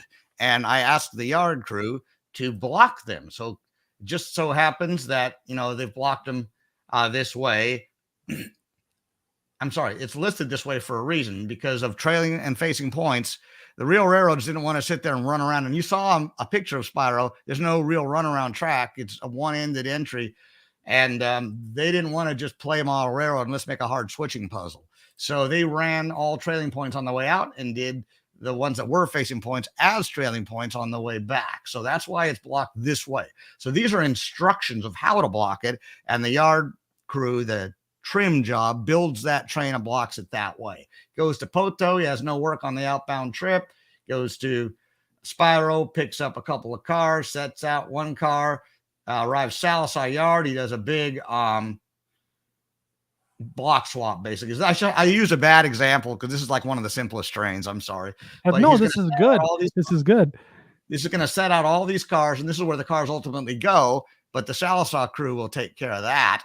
And then he's going to pick up all these cars at Salsa, and he arrives in Spyro and picks up these three cars and drops off these three. Then he doesn't work in, like, a bad example. he highballs Poto, so there's no work. And then he goes to Heavener, and these are the cars being returned to Heavener and what tracks they need to go to. Oh, okay. The drill job in Heavener then pulls these off the train and sets them out. And you could do all of that without any RFID. But to answer Graham's question, I do use RFID. I'm looking to change how I do it, because what I'm doing is too kind of fussy and picky, and I'm almost in the zone of the guy who wrote the CTC program for the Claremore and Southern right now. A lot of improvements in JMRI, what they call reporters, and in the implementation of RFID in JMRI. And I plan to do a lot more with RFID and converting the way I manage it. But here's how I'm doing it today. Okay. And in this all in, and if anybody who's listening is interested, without taking up the time of this whole group, I have about a 9-minute, maybe it's around that length, a video that just demonstrates the RFID system, period. That's all it is. Yeah. And the hardware I bought off the shelf from Model Railroad Control Systems, MRCS, and I can pull up their website in a minute if you want me to. I can grab it. Runs it. Sorry? I said, otherwise I can grab it. I just didn't know if you didn't allow advertising on your show. No. Just to set the record straight here, you can name drop any company that you want. We don't take any, advertising dollars. We don't have any sponsors, anything like that. So you can, give your honest opinion about any vendor you want. No big deal. Or talk about anyone that you want, or, this is, I have your so showcase. many friends and enemies. I don't want to increase either of those two lists. So I'm going to avoid too much editorialization, if I might. But I'm going to show this full screen if I can again remember how to do it. Full screen. That's full screen enough. So here we go. I'm about to present and share screen, and there we go. If we need a backup host, I'm calling Steve. If you what now? If we need a backup host, if I'm sick or I'm on travel, no. Yeah, I think I'm seriously like you got this down. You're running it. I love it. This is great. You're making my job easy. Yeah, that's all I know. But you can see this is a website. So I go to the RFID, radio frequency identification. Yeah. And this is the products they have. So, and I bought these. So I bought these little chips. Mm-hmm. And they look there. This doesn't really show you the size. I'm not sure what that little thing is next to it. It's a piece of rice. It's a piece of rice. Is it? Okay. Yeah. That's how big they are. They're about less than a half-inch long and very, very small. They look a little bit like a capsule you might swallow, but smaller than most that you would ever find. And the way I placed them, and he's written a whole article about how to do this, and he's presented. So again, I don't want to take away Seth Newman's work. He presented at several NMRA meetings. This has even been published in Model Railroader magazine as far as how he did it, where you put the detectors, where you put the readers. I pretty much followed his recipe, but that doesn't mean I'm not going to answer your question. So let me go back and if I can, there we go. So I used, this is the whole kit and caboodle, except for the capsules. So you buy this set. These are 2 Arduinos. And then there's this thing. It's a shield, and it sticks on top of the Arduinos and lets you plug an ID12LA, which is there's the actual RFID reader. And they can be bought anywhere. They're Chinese or whatever. I bought them on Spark Electronics, but you could get them anywhere. Yeah, like Mauser, somewhere like that. Yes, you can get them at Mauser, DigiKey, any of those kinds of things. Yeah. So, so there's that. So what you do is you buy this. This is a generic part, but then you can solder it to this piece, which is his circuit board, and that helps it. It has pins coming out of it, and then you can use a normal header to connect it to this board. And it supplies with these headers. Sorry, if Seth's listening, cursing me right now, so you describe my product correctly, but yeah, these headers come with it. So really, This is plug and play. You plug Ethernet into here. So you're not relying on, LocoNet or something to push the signal around. Oh, and actually there's 2 different boards. This is the actual RFID. This is the actual Arduino. And this is an Ethernet shield that allows you to convert it to Cat5 or whatever you do. It's a wired network. Now you could use a Wi-Fi shield. You don't have to be wired. I have so much Wi-Fi and junk going on at my railroad with so many operators, people bringing their phones and stuff. I try to stay away from it, but that's a whole different topic. So the one thing that he's going to want to know that I'm not going to be able to answer very well, and I can play the video, is how I use it. I'm using JMRI. Okay. Yep. And JMRI has a number of files. JMRI stores all of their information in what are called XML files. They're sort of a comma delimited file that you can open in Microsoft Excel or Google Numbers or whatever they call it, any spreadsheet program. I do use Microsoft Excel, but again, in my job, which I am no longer employed, I'm a retired guy. That's why I'm so relaxed right now. I wouldn't have even had the time to do this call with you probably if I still had that job. But it's so I figured out how to read those. They're not hard to read. You can actually open one of those files right out of JMRI in the operations folder of JMRI, open it in Excel and look at it. It's readable. Readable. Yeah. It's not in computerese, it's it doesn't look pretty, but it'll list the car and the number and what kind it is, box car, that kind of thing. So then I worked with a friend of mine who is a good web programmer because I'm not. I can program C++ and C and Visual Basic. And like I said, I tried to learn Delphi because I was going to help modify the program there in at the Claremont Southern, but I didn't learn it. Didn't bother to finish learning it because the guy wouldn't give me the source code. I wasn't going to start from scratch. If I was going to start from scratch, I would have just written it in a different language. So anyway, make a long story even longer. What I did was I had this guy who knew how to write in using PHP, which is a web design kind of software, but it's for interface databases. So the two of us collaborated. I told him what it needed to do, and I showed him where the data was and how to get the data. And the way it works is the little screens I have are they don't have to be iPads or anything expensive. Any kind of Android or I don't know, Galaxy, any kind of tablet. Sure. And it's a web browser. That's all it is. And so I'm running a Raspberry Pi. Running an Apache web server. It's all free. Yeah. And that Pi doesn't have JMRI on it or anything. It just runs a web server and it runs this PHP code. And what the PHP code does is these things are always alive and reading. But when you're wanting to read out a train, you push this button, which really does nothing because it's always reading, but it starts displaying to the screen what's being read. So the technical thing that happens is a car passes over, one of these tags passes over the reader. The reader reports a tag number to Seth's machine. Yeah. The tag number sends the tag data into just out into the world. It could be the cloud, but I'm not doing it on the cloud, onto my network. And then that's where there's a little bit of magic that takes some do-it-yourself work. And that is the PHP server looks for that, sees, okay, this is a good address. It then looks into the JMRI cars file. It's literally what it's called. It's that simple. Yep. And looks to match that tag because JMRI already has a way to assign RFID tags to each piece of rolling stock. That's built into JMRI.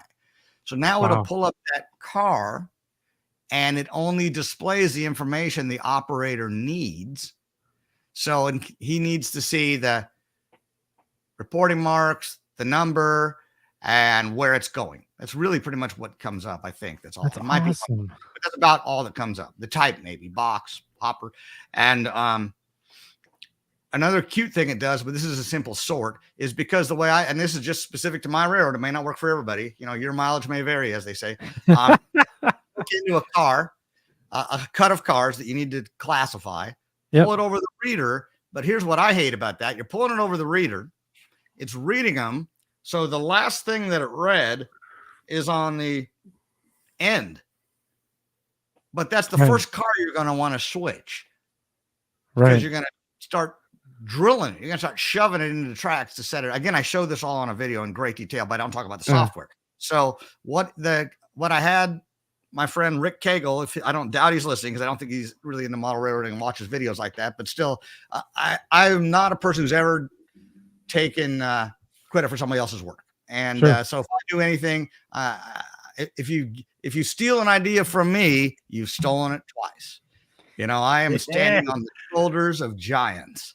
So we've heard that before. What's that again? We've heard that several times before.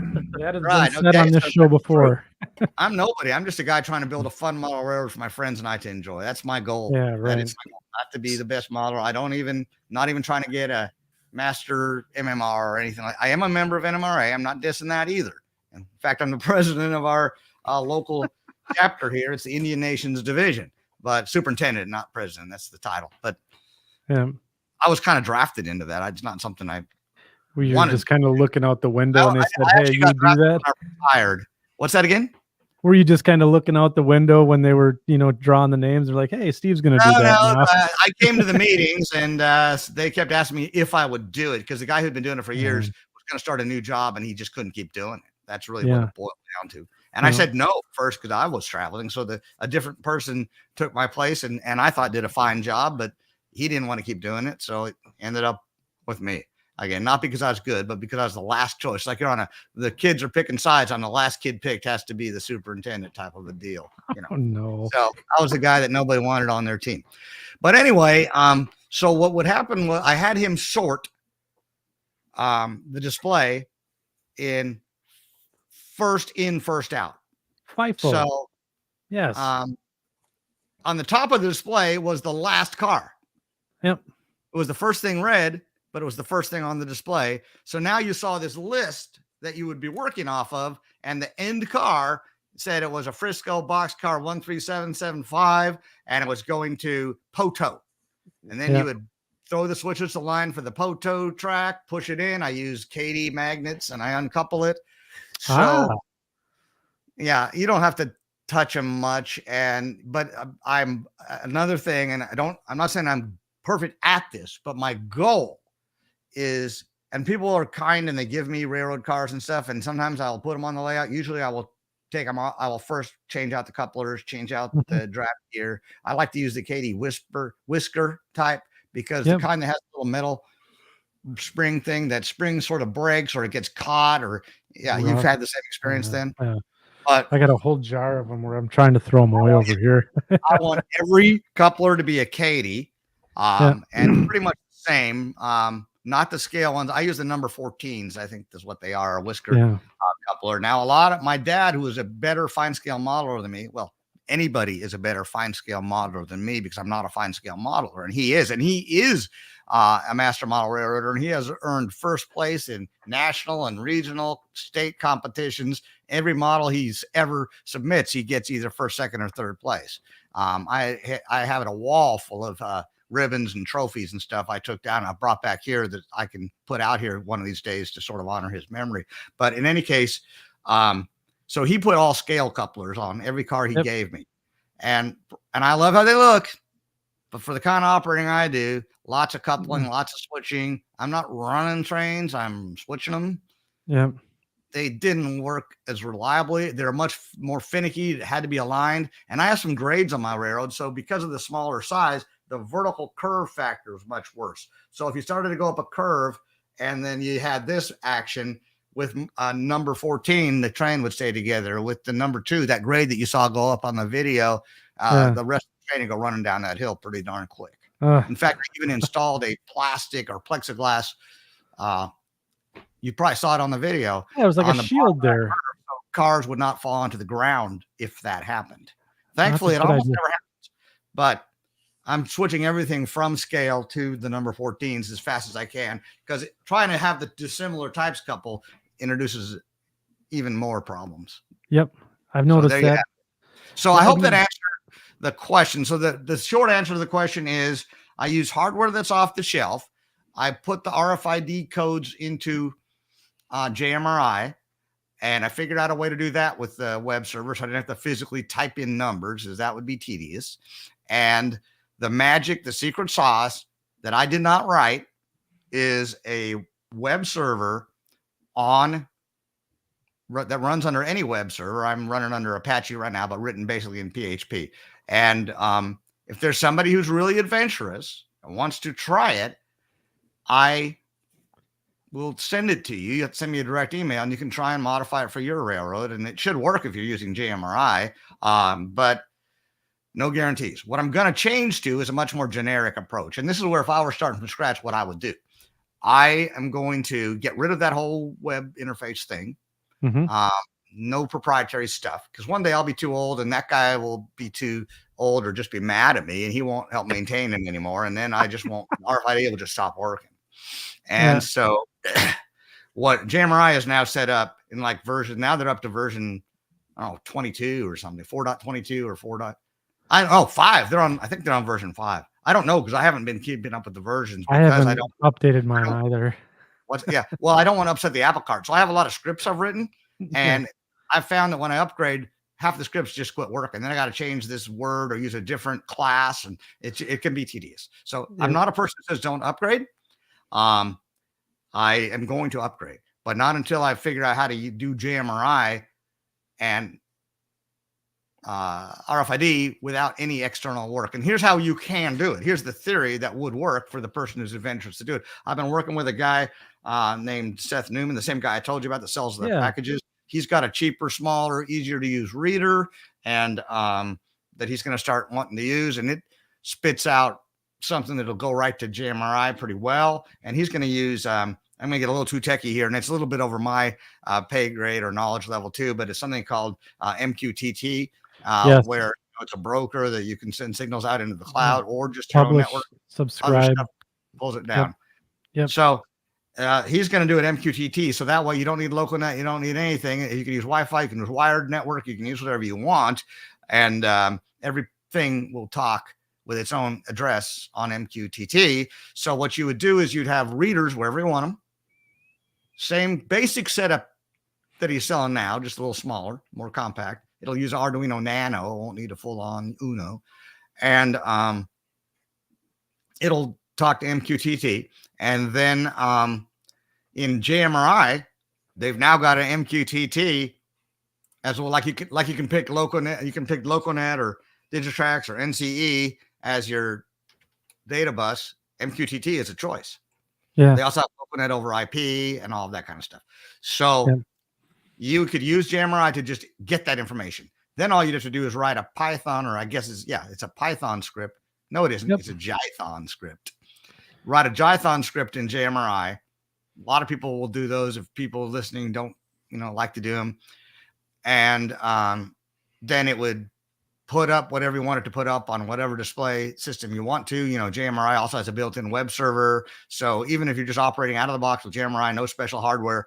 One of my friends I know of has a really excellent railroad. He's still in the process of building it. It's Chris Atkins with Sheridan and Everywhere West. And he has, he's a friend of mine, and we've stolen ideas from each other. And he has a great railroad. And I would just say that in he's put little tablets everywhere, and those tablets read. Either you can switch them to panels that he's created within Panel Pro, or you can throw your switches and stuff by touching that panel. So he didn't put in a lot of physical buttons and stuff or lights, or you can change the page and you can see your switch list. And there's a conductors page in JMRI that's published out on the web. You've seen it. So every train has a conductor page and has these little check boxes. So you can touch the box with your finger. That'll go away and you'll know you set that car out. So a lot of good stuff. You can do all of it without a special custom written web server. But the reason I did that, I'm going to stop talking about JMRI, but the reason I did it was because one of the only complaints that I have about switch lists, I like them as an operator better than car cards, because I don't want to carry car cards and get them out of order, which I've done on some really good railroads where I've been really embarrassed with like really high-end, well-known model railroads watching me drop my cards on the ground. But what I like about them is when you're getting ready to switch, you can take them all and line each one up by each car, and then you always have your cars in order. And then it's easier to set out. So that is the big downside of switch lists, because it's not that the computer couldn't print the cars in order. It's just because humans are assembling the train and they're not keying those into something to say this boxcar is first. Nobody knows. So you never get a switch list that's printed in what's called standing order. So the yard could assemble it in standing order with those switch lists like the one I just showed you. Or the other thing we do is you pull across the RFID reader and then it displays everything in order. So you kind of get the best of both worlds. That's kind of sweet. And you don't have to carry car cards around. And that's the only reason I did it, because I do like car cards. I think it's kind of cool that you have the actual waybill and all that. But also, again, I'm modeling 1982. And remember, I'm kind of fastidious about this. So in 1982, they were not carrying waybills. The conductor may have had waybills, but he built a switch list written down and handed that up to the engineers so they both know what they were doing. They had switch lists. And in modern railroading, they have computer printed switch lists. And now I think it might even, again, I wish some of my engineer friends maybe could chat live or whatever, but I think they even have like tablets now in a train. But some of the ones I've seen on the prototype KCS more recently have been like a long printout that just lists all the cars in the train and then all the destinations for each car. Yeah. How do you, just to kind of weave in the prototype here, Mike, when you're doing the Manitowoc job, what do you have? Well, we got a couple, like a combination of things. So we have this. Yeah. You ever go to Walmart and see these guys with those zebras in their palm of their hand? You know, saying the inventory. So we have every engineer and conductor has got their own zebra. So my conductor logs into a system called MRS, and that's basically tapping into the railroad's customer service system. Yeah, like so he can see what cars need to be pulled. Right now, it's not fully functional quite yet, so it's just whatever, we can see what that is.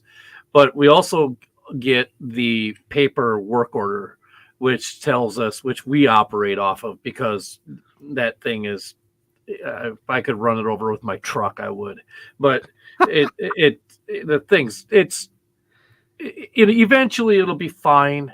Okay. And I hope that eventually isn't 6.5 years when I retire. That's fine. I was going to say, the day you walk out the door is when I walk out the door is when I want them to implement it 100% into everything. But anyway, we get on our fax machine because we're the only people at the terminal. So we don't even have road trip. So we get our a literal fax. We get it from actual fax. It's not a PDF that prints out on a printer or something. No, we don't. They took all of our computers out. We don't have any computers at our thing. We only have a fax machine, and that's it. Interesting. So we on the fax we get, like tomorrow morning I'll get, I don't know, it'll be 22, 24 pages thick, and it'll be one end to the other the whole day. Everything we need to do, all of our tracks that are pertinent to what we have in our yard, and where everything is and everything else like that. And it'll just list our work. And so we'll go and we'll switch our train out and build we don't even really switch a train or build a train. We just kind of grab industry stuff and go one direction, or grab industry stuff and go the other direction. And that's, I guess you could call it a train, but we don't ever go out on a main line. So we're always in other than main track authority or yard limits. So but we use everything based off of a paper list and stuff.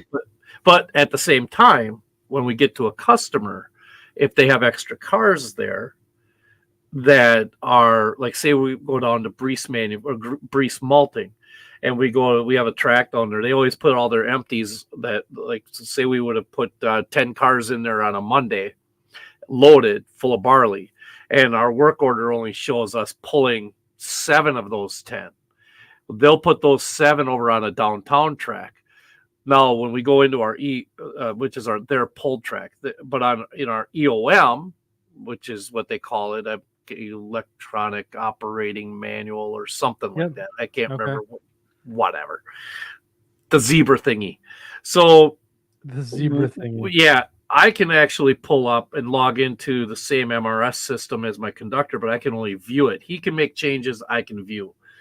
He could ask me if it's not handy for him to do it right at that point. Hey, could you look up and see if they might have all 10 of those cars sitting on the downtown track that we spotted the day before?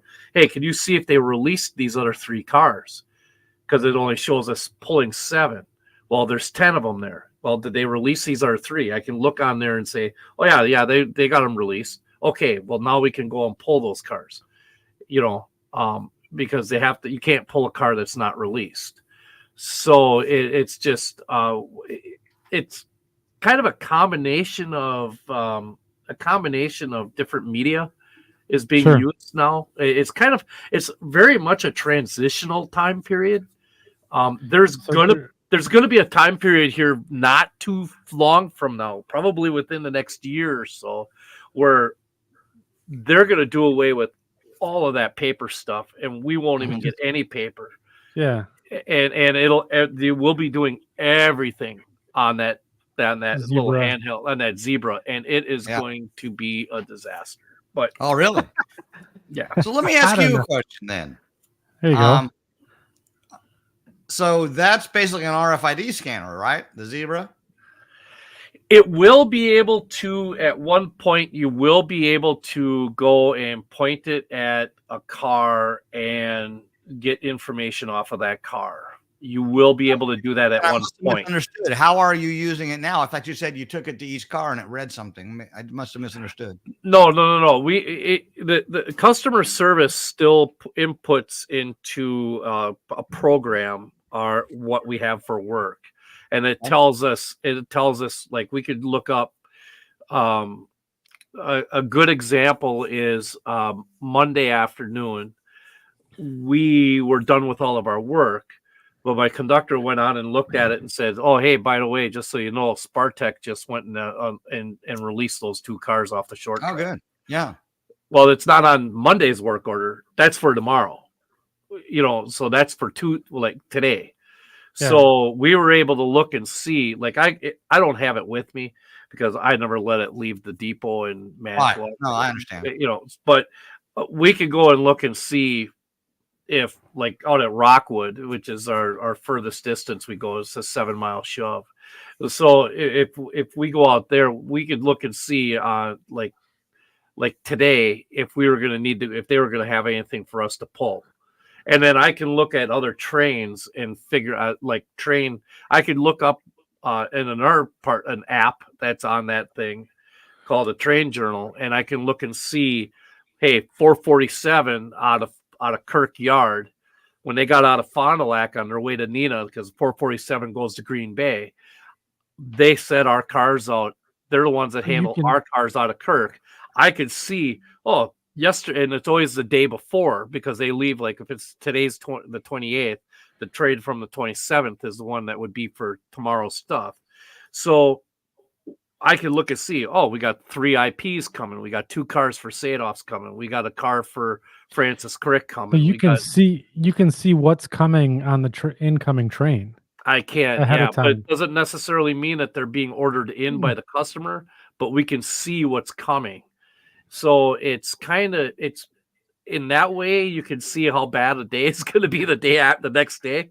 So, it's kind of neat, but then again, you still have to wait till you get to work to find out what your physical work is going to be, Yeah, I mean, okay. But so it's kind of a switch list system is what it is. Oh, it's absolutely a switch list system. Yeah, it's absolutely a switch list system. I can't say that. You got it. Yes, switch list system. Steve, my question to you is how many of those readers do you have on the layout? Not that many yet. So I would imagine at Haver's Yard, you probably have 1 or 2. So yeah, at Haver's Yard, there's 1 on each end. You don't need that many. There's 1 on the drill end and 1 on the trim end. So when a train arrives, the drill operator will pull the cars off of that train, pull them over the reader, and they'll tell them where all the cars are going and put them in appropriate tracks accordingly. And the before the train arrived, if he worked ahead, the operator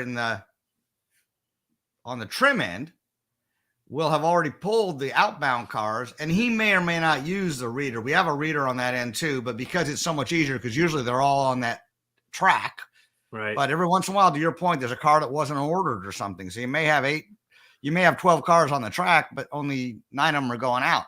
So you can either look at a physical switch list, which we do have, and that way you can say these 2 cars don't go. And some people like to put the little chips on top of them. But if you like the tech approach, some people don't. You can pull the whole track.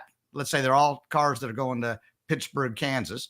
You can pull the whole track and list them in order of which ones are going to Pittsburgh and which ones aren't. So then you can kick out the ones that aren't. Now you got nothing but Pittsburgh's ready. When that train comes in, shove them on. And then I have another reader for going into on each end of my staging yard. And that's totally unmanned. That works a different way. There's no display. There's no button to start reading. It's just told to wait to see until it sees anything. And once it starts seeing something, it starts logging what it saw until 60 seconds have passed and it hasn't seen anything more. And then it saves that into a file with a timestamp. Now, the beautiful thing about that is you might say, well, Steve, you've got, 16 staging yard tracks. Don't you need a reader for each track? No, because, or as Obama used to say, that would be no. But it's 8. It doesn't care what track, because it will pull all the cars and read them, and it'll list the track they're all supposed to go to as from JMRI. You have the metadata tag to it. Right. Yeah. So it knows that from JMRI. So it knows this boxcar is supposed to be going to track 8. So it does 2 good things. Number one, if you put a car in there that's not supposed to be going to track 8, it's not going to alarm it during the op station, but I will know and I can fix it. And the second part is it allows me to do a reconciliation. And again, that's done kind of within this web software that we wrote. But what it does is it looks at every car on every track and compares what's on there to what's supposed to be on there, and prints an exceptions report. So you got these 2 hopper cars on this track, and usually it adds up. It's like 2 hopper cars are missing on this track. Oh, wait, there's 2 extra hopper cars on this other track that aren't supposed to be there. So it lists all the cars, and it either says okay or misrouted or missing. So if the car's in the train, it lists them in standing order. So if the car's in the train, it lists it. If it's missing, it can't list it because, in order. So it just puts it on the bottom. But if it's misrouted, if it's the 5th car in, the 5th car will say misrouted. So I only have about 6 readers right now, because in the different towns, they're getting trains that were built in the yard. They're already pretty much in order. And, the crew just deals with it like a real crew would deal with it, just like you would on your railroad. I'm not at this point looking at doing this for every town. There's that little yard in the middle. It's not that little, and it's pretty darn busy, called Salisaw. That has a reader in it. And the reader is on the yard lead. So no cars normally would have to go over it. And when cars do go over it for switching, you don't have to look at the reader. But let's say you've got 8 cars just came in, and you could look at the switch list and it'll tell you where each of those 8 go. Or you can pull all 8 across the reader. Then you say, okay, I want to read these. And it'll wait up to 1 minute until it starts seeing reads. And then after it reads them all, you can either push stop reads, or it'll stop after 1 minute. And then it lists every car, again, in reverse order, and where it's supposed to go. So the guy runs them across, sticks them in the yard tracks, he's done. So it works. I'm going to need more as I later expand this railroad, but, and you could do it better. You could actually, and some of my friends have talked about this, go to a completely non-printed system where there's a display in every town, but it's not prefigured by JMRI, but instead, as you pull the cards across the reader, it then determines, kind of where to put them in real time. And that would be a more self-healing kind of thing. But right now, I don't want to do that. That makes the younger techie guys say, ooh, and it is a ooh from a tech point of view. But I'm trying to duplicate 1982 railroading. I'm not trying to duplicate Star Trek. So there's some people who don't even like the RFID. I have a couple operators who, even for the drill, I find it essential because you're pulling 12 completely random cars that are not in any kind of blocked order off of some train because they just came in from a previous yard, really the staging yard, and they're not in any specific order. So they will get the switch list out. But that's 1 in 50 people that most of them are just glad there's a reader because they will pull them across the reader and just stick them out. But some will say, we didn't have anything like that in 1982. So I'm not using it here.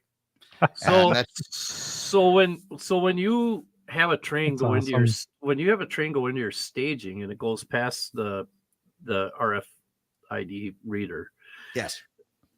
When that train gets parked, do those like would do with a car card? Does that automatically flip the destination so that train comes back onto the layout? You actually could do that. You could. Well, I don't always want the cars coming back to where they came from, but to answer your question, maybe that isn't what you meant. To answer your question, you're talking about flipping car cards. Well, this is better because flip car cards, the next step is always the same next step. But what JMRI, you could do it 2 ways. I never run a train through staging. If it's in staging, that's it. It's not running again for the whole session.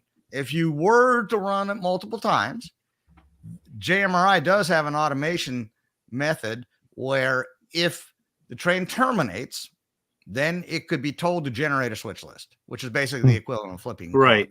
So the way I do it is not like that.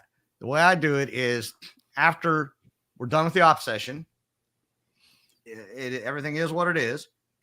Anything that's sitting in staging, ready to depart, JMRI will take that and figure out destinations for all those cars based on where that train routes to. Wow. I want to be clear. I have a track for each specific train. So if one train is going to Pittsburgh, Kansas, that's where it's always going. Yep. So you don't have to do any restaging or anything. And the other thing I like about it, because my railroad looks like a point to point, but it's really just a big circle. I always have my loaded coal trains going south and the empties going north because they're really just going in a circle. Don't have to change out loads or anything. Yeah, right. Yeah, because the reason I was asking is because we just had an operating session at our friend, I was there.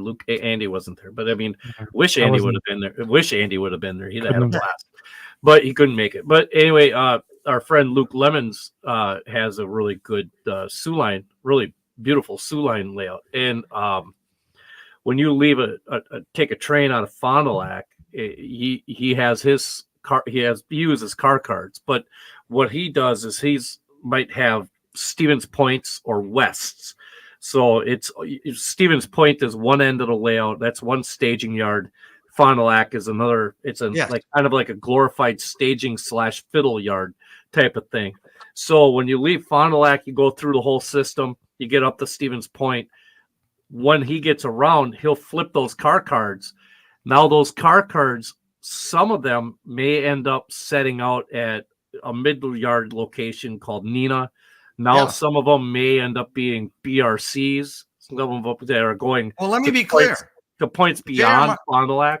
Got it. But JMRI does that too. That's what I'm saying. Does that RFD automatically do that? But it doesn't do it at that moment. That's the only difference. Oh, okay. You have to initiate that, right? I'm an electrical engineer by trade, so I'm a very exact person. So what literally happens is the train goes into staging, and that's it. The computer simply recorded what went in there, and it recorded what went into each track.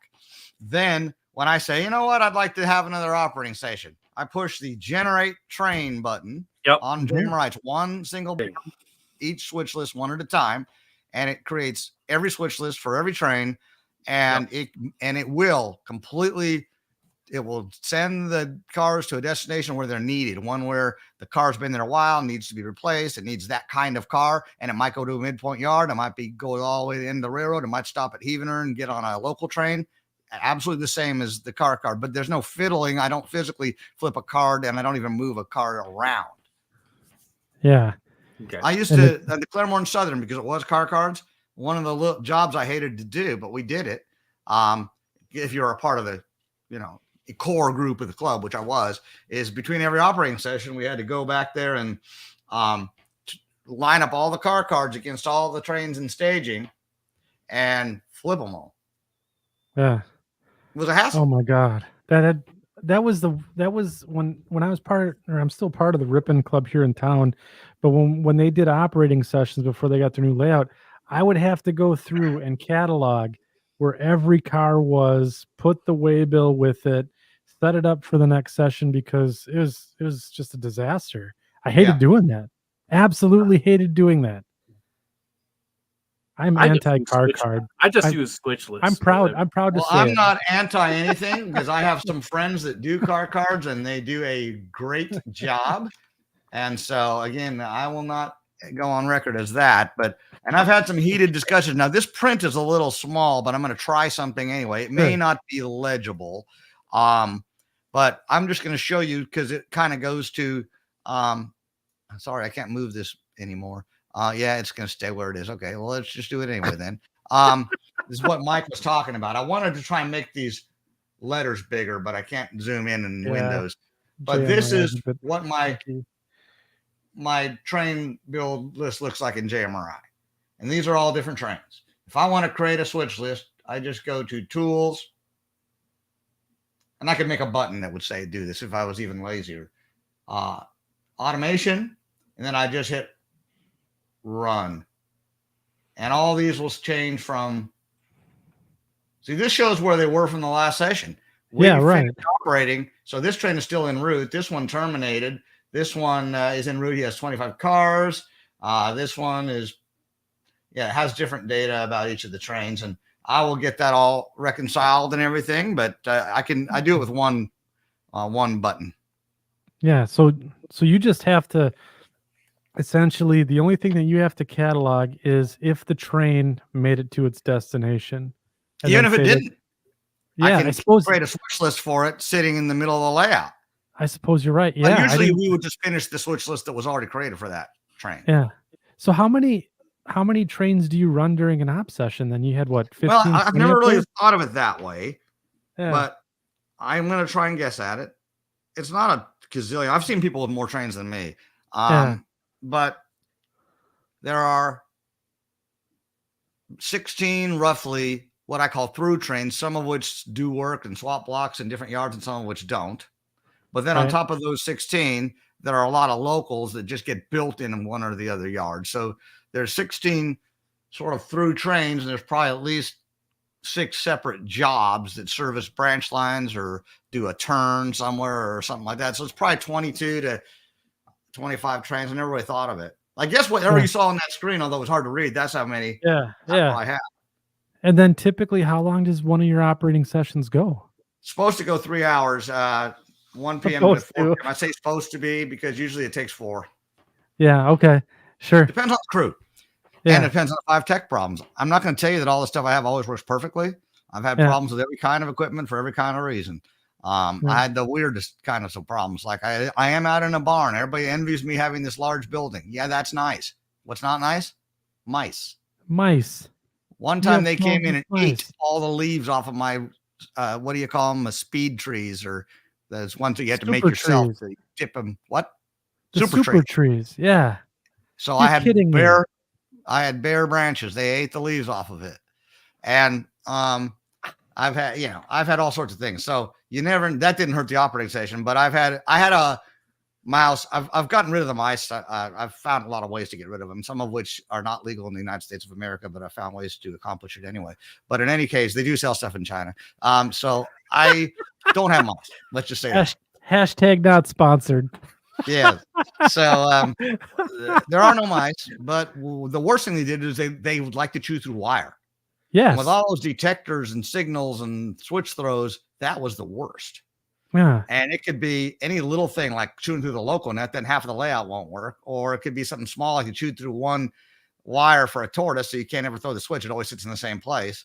Right. So I guess I don't know what I'm trying to say other than I have a lot of stuff, but it doesn't always make it easy. Yeah. It's a lot to take care of too. And like I say, I've cured the rat problem. I'm not, they're not pets. But I think that's the thing that people don't see, right? So like your layout was featured in Railroad Model Craftsman.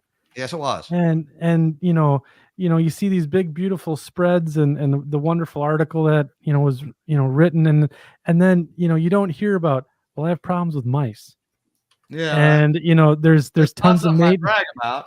Yeah, and there's tons of maintenance that go into this, and I got my super trees get rated by I mean, you name it, right? I've had, and I live out in Oklahoma, which is a high lightning area. Some people, it's not really the lightning capital of the world, but it is pretty much near the center of Tornado Alley. And I did literally have the roof torn off of my house in a tornado in 2021.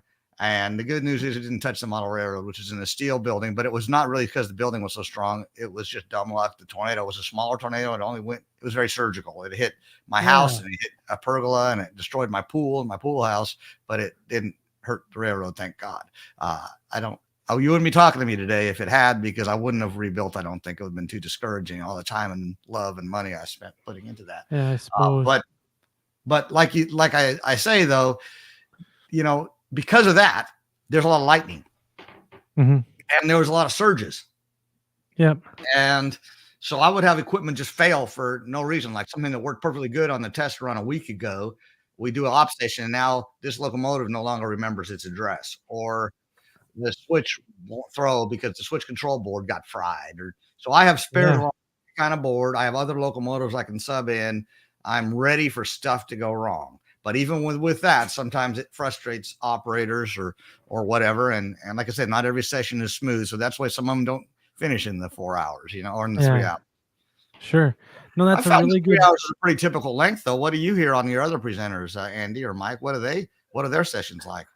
We just had Luke's was an ops till you drop type thing. That was an all day. I think it started. I've never tried that.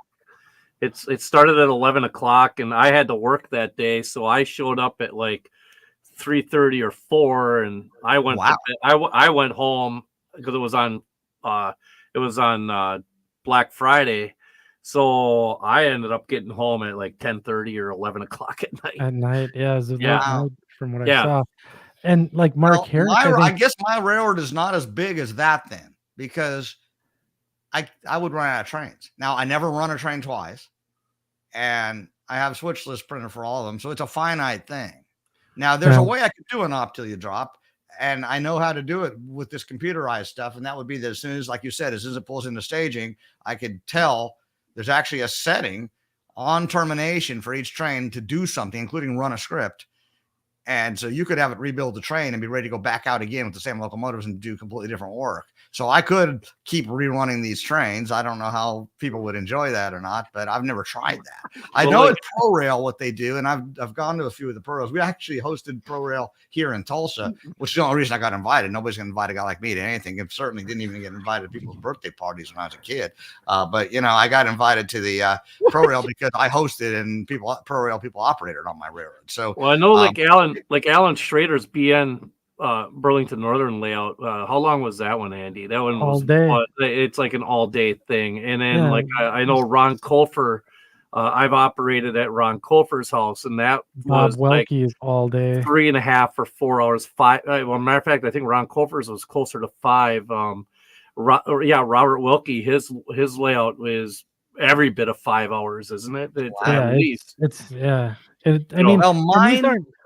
Yeah, go ahead. Go ahead. No. Keep going. Yeah. So basically, but then it's a whole ordeal, right? So we're talking about the River Rail guys, right? That we talked about earlier. I'm on their call frequently. Yeah. But I did not do it just because I've been too busy. Yeah, and they do like a midday break where they have lunch and kind of a BS session. So that's what I was about to say. Yeah, that's how they do it. They don't, but they don't operate as many hours as you say. But what they will do at ProRail is they'll operate in the morning. Yep. Go for a kind of a long lunch because they have to drive to it and then be seated, and all the operators have to get waited on, and they all talk about how it went and how the session went and what could be improved and what's good and what's all that kind of stuff.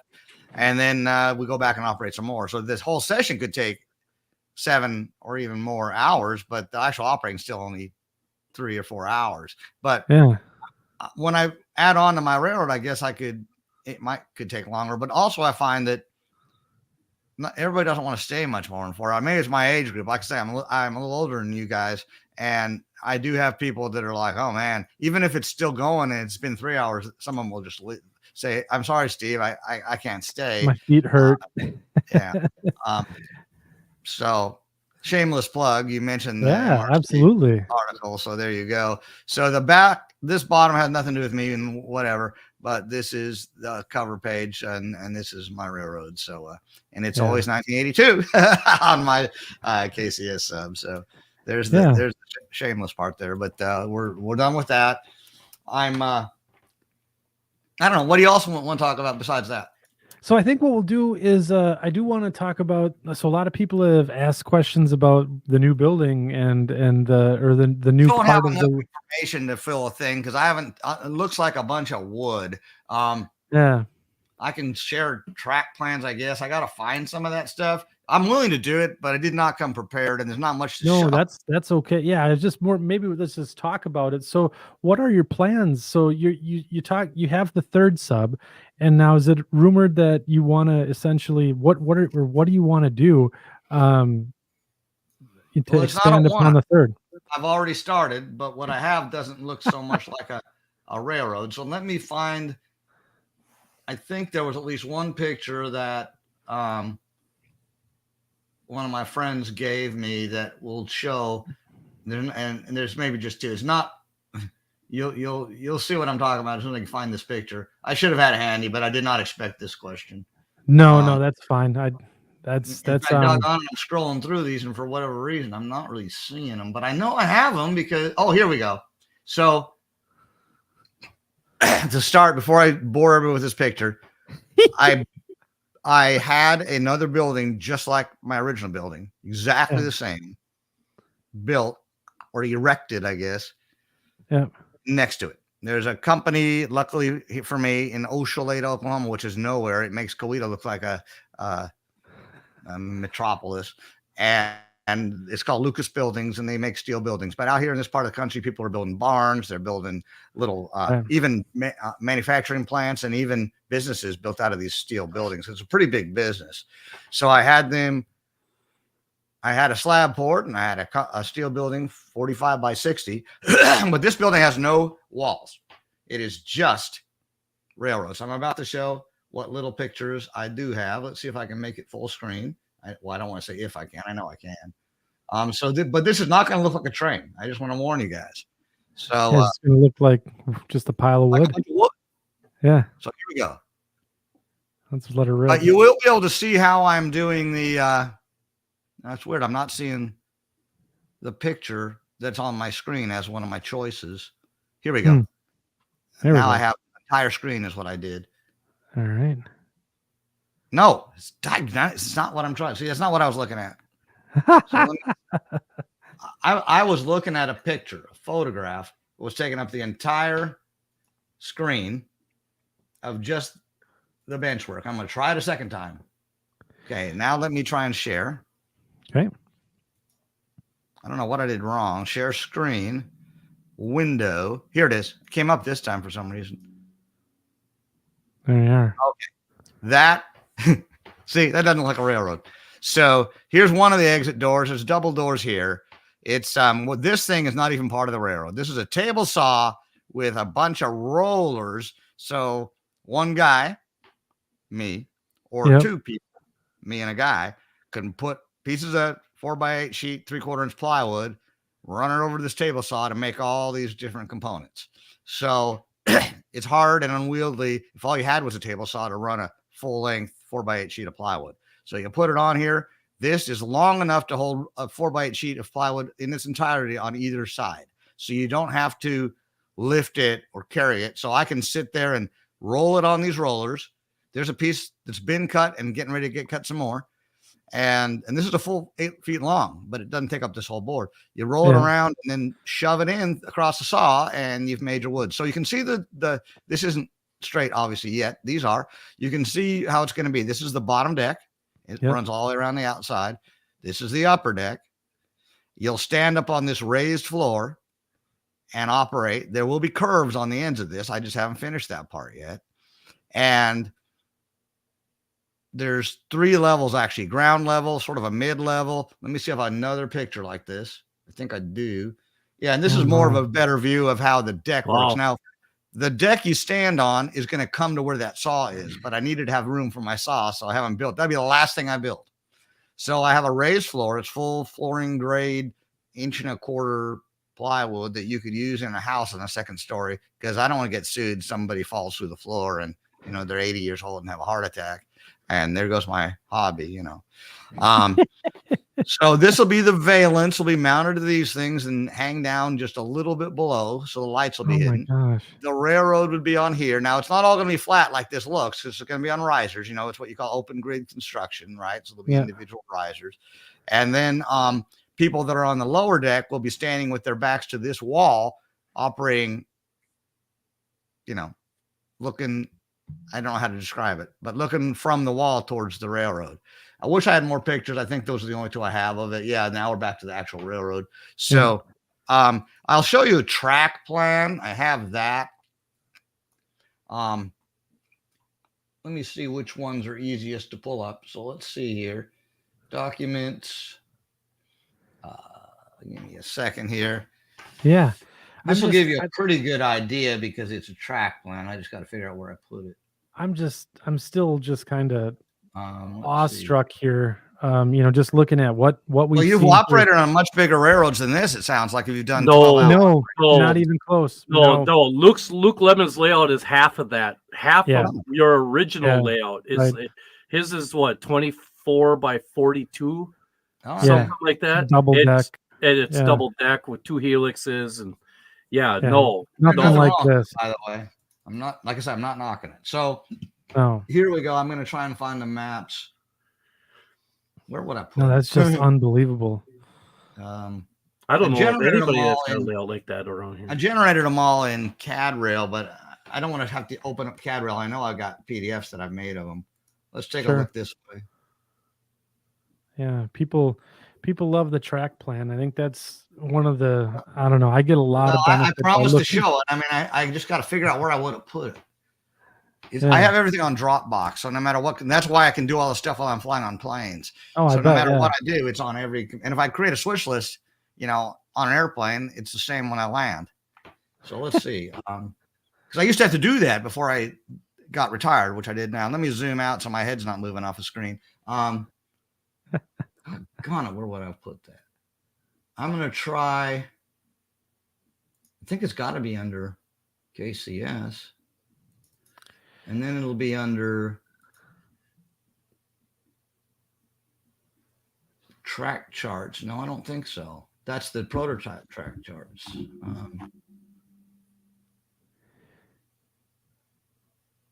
might be under CAD Rail. There you go. That's what it is. Okay, it'll be under CAD Rail, but as PDFs. Here we go. I finally caught up. Okay, these are fairly recent. But this is a CAD Rail drawing. So let me just sort it so it's only PDFs. Okay.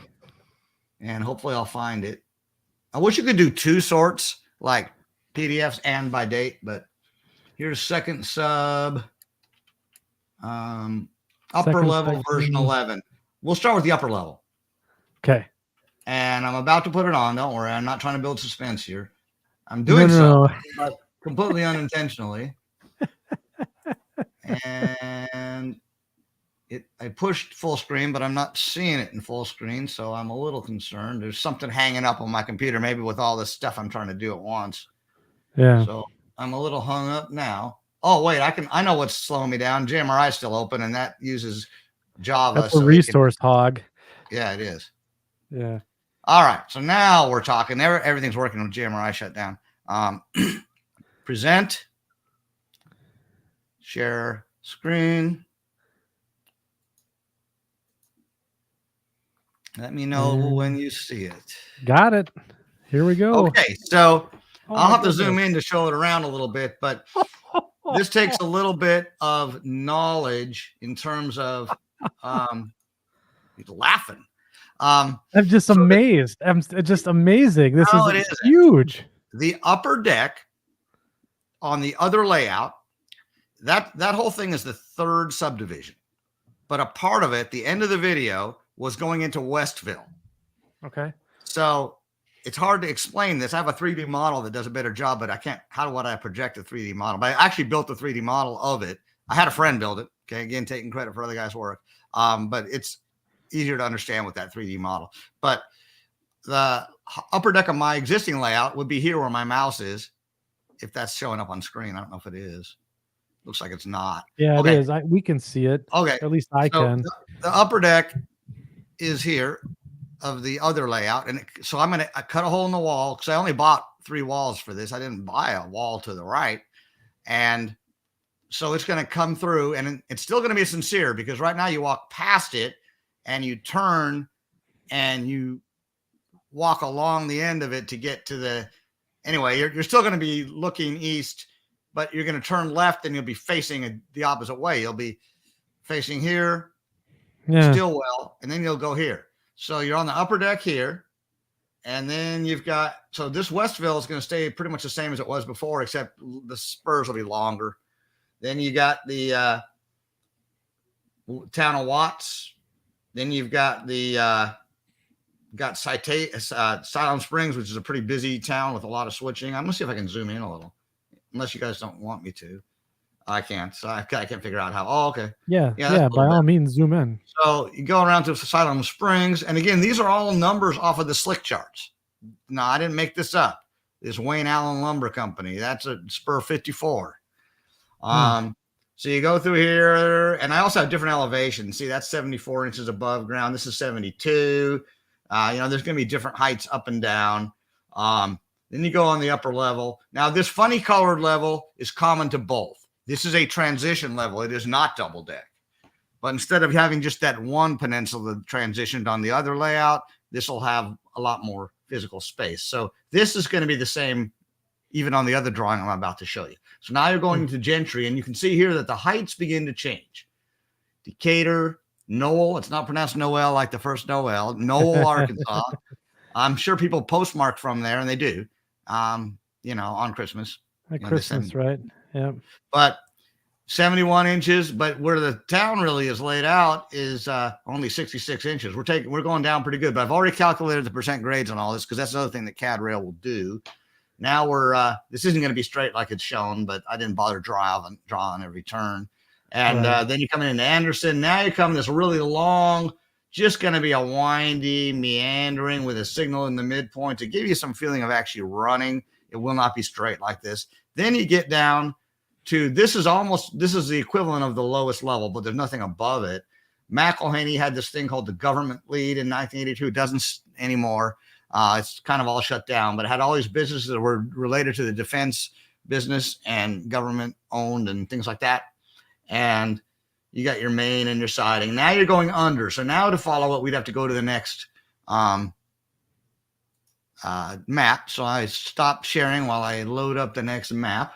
That's amazing. It's so. There's a question that came in from Bradley Ogden. While you're queuing that up, what's the length of your trains on your, let's say your road trains? How many cars? I'm not as long as you might think because the sidings are my limitation, and I have to fit full-size siding. I mean, full-size train. So my normal operating length for the typical train is about 27 cars. Yeah, so it's not bad. But my very longest train is number 4, and it has powered mid-train helpers that work, and that thing is 42 cars long, and it will not fit in any but 2 of the sidings. And I like that because it's a challenge for the dispatcher to figure out where to meet.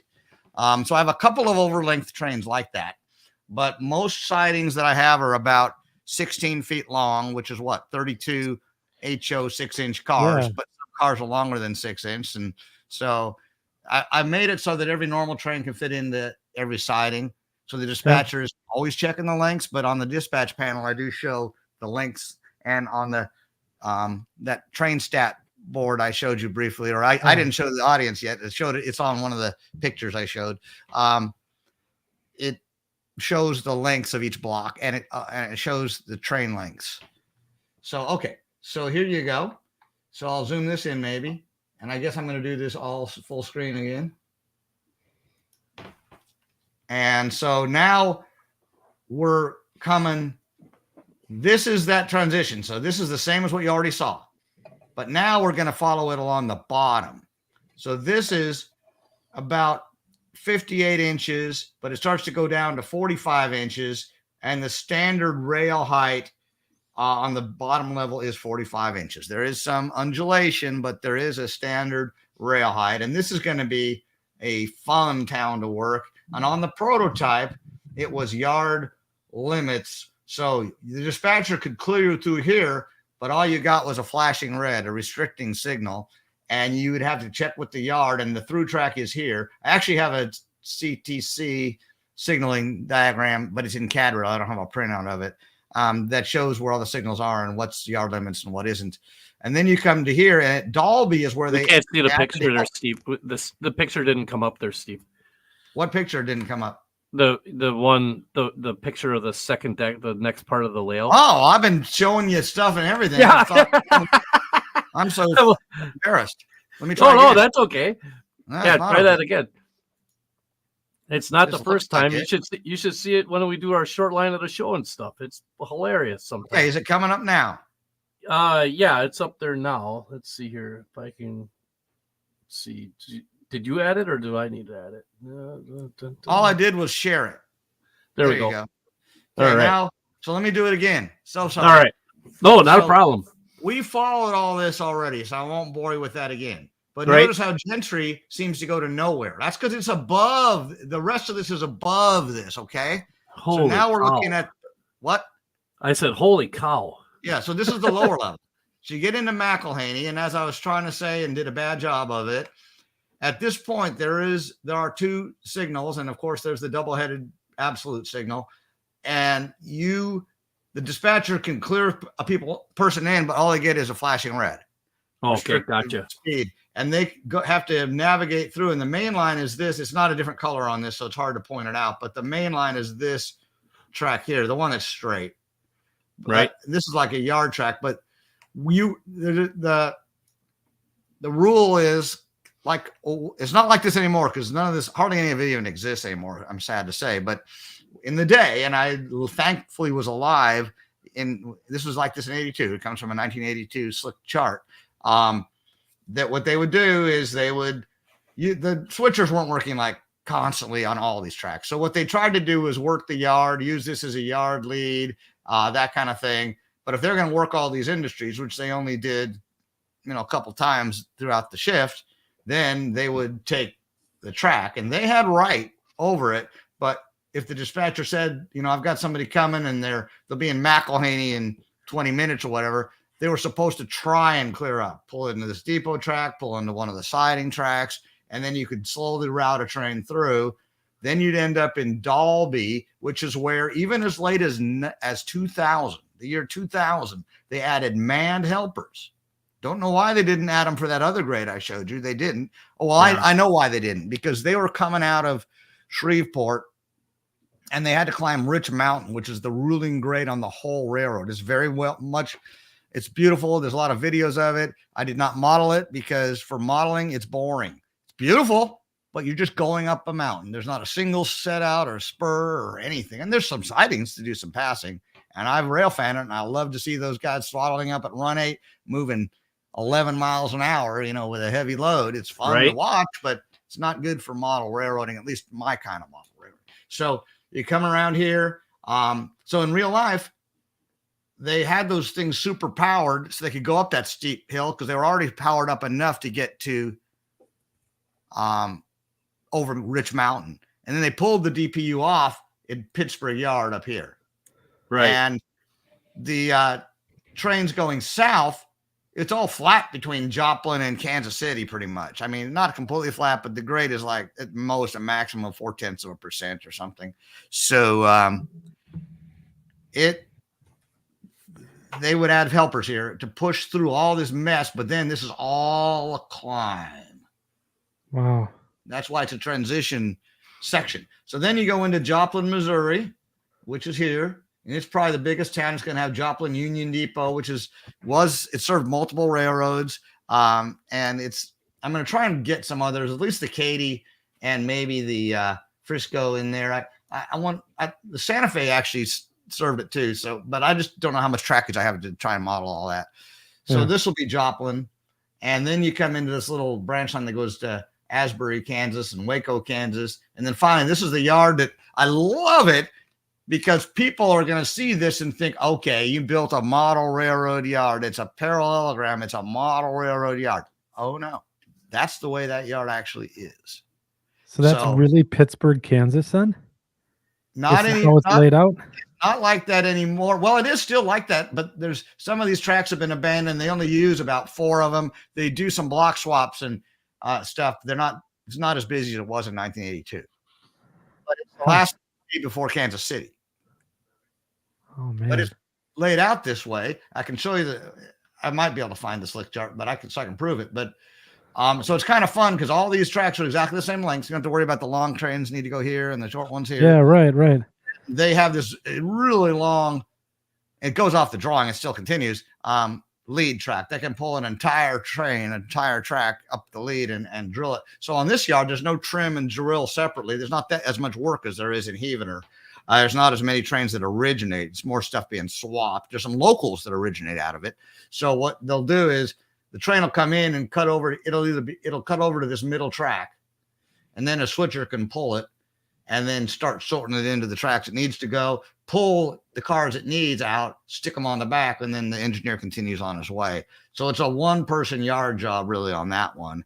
And it's not going to be as busy. There's no real local industries to switch. The Santa Fe connection will be switched because it'll have some transfer cars in and out of the Santa Fe. But that's the track plan. Before I take it off screen, is there any questions or anything about that? Wow. Yeah. So there are a lot of questions coming in. So let's see here. Anthony Borden's going to ask, would you ever do other railroad like Conrail or passenger service like Amtrak? I am running an Amtrak train, and it is based on the fact that the state of Louisiana and Arkansas and Oklahoma all subsidized after the Southern Bell, which its last run was sometime in the late 60s. So they had passenger service. They had 2 well-known passenger trains that went up the whole line. One was called the Flying Crow, and it was called that because it as the crow flies. That's one of the things straight about as the crow Kansas flies, City. right? Yeah, the Kansas City Southern was a straight, well, it's not completely straight, but it's a beeline from Kansas City down to Port Arthur, Texas. It doesn't weave around too much, and that's why it climbs such high grades, because they decided to cut through the mountains instead of going around them. And so because of that, so you don't think of Oklahoma as having a mountain railroad, but pretty steep grades. And I'm modeling a couple of the steeper ones. I'm not modeling the very steepest one, which is Ridge Mountain. But in any case, so to answer your question, they ran an Amtrak train sponsored and paid for by the states. Kansas wasn't willing to pay. So the other states had to pay for the maintenance and operation between Lasttown and, I guess, let me look at this map and tell you what it would be. Yeah, Noel, Missouri.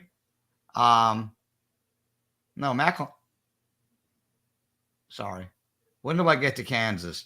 Kansas is not okay. Yeah. So as far as Joplin, it could go as far as Joplin, and then the run from Joplin to Pittsburgh, Kansas to Kansas City, the other states had to pay for. So it ran for a few years, and it got annulled because the states got tired of paying for Kansas City's train. And the main use of it was it actually ran from New Orleans up to Kansas City. It got some ridership, especially during like big football games and Super Bowls and Chiefs playing or whatever. And so I model that modeler's license. I don't have, they didn't run the Amtrak in 1982. They did run it and in the 80s for a few years. So I'm running the Amtrak. I'm also still running the old Southern Bell because they still run it as an officer special or a shipper special, like shippers ride on it and stuff. Yeah. And so I'm running that train also, and I'm not using it as a passenger train. It's taking dignitaries to places. But to answer the other question, no, I like other railroads, and I have Conrail cars, and I run some Rio Grande. But I'm only running stuff that actually ran on the KCS in 1982. And it doesn't mean I disparage. There's a lot of great railroads that run everything, and it's fun because you get to try all kind of different stuff. But again, if it didn't run on the Kansas City Southern in 1982, with a few exceptions, and like I said, that Amtrak train is an exception. I like it, and it did run in the 80s. I just not 82. And so so that's my modeler's license. But you won't see, and you might see a Conrail engine as a run through once in a while. That would have happened, on a KCS train. But I'm running DNRGW because there's a coal train that came from the Craig branch down to a paper mill in Louisiana. So that's runs. And I'm running BN because they ran a lot of stuff that had been the Frisco, but in 82 it was already the BN. And so, and even to this day, BNSF runs a lot of coal trains and other trains over the KCS, and the UP runs trains over the KCS. So that would have been the MOP or the Katy, depending. And so I'm running several railroads across it, but I'm not bringing in like the Wabash or the Sioux Line or any of that. But there's Sioux Line cars, and so that's the answer. I'm sorry, it's a no. Or as Obama said, that would be a no. Okay. And then the last question that we're going to hit you with is track maintenance. How or just layout maintenance. Let's just do track cleaning. Track cleaning. How do you handle that?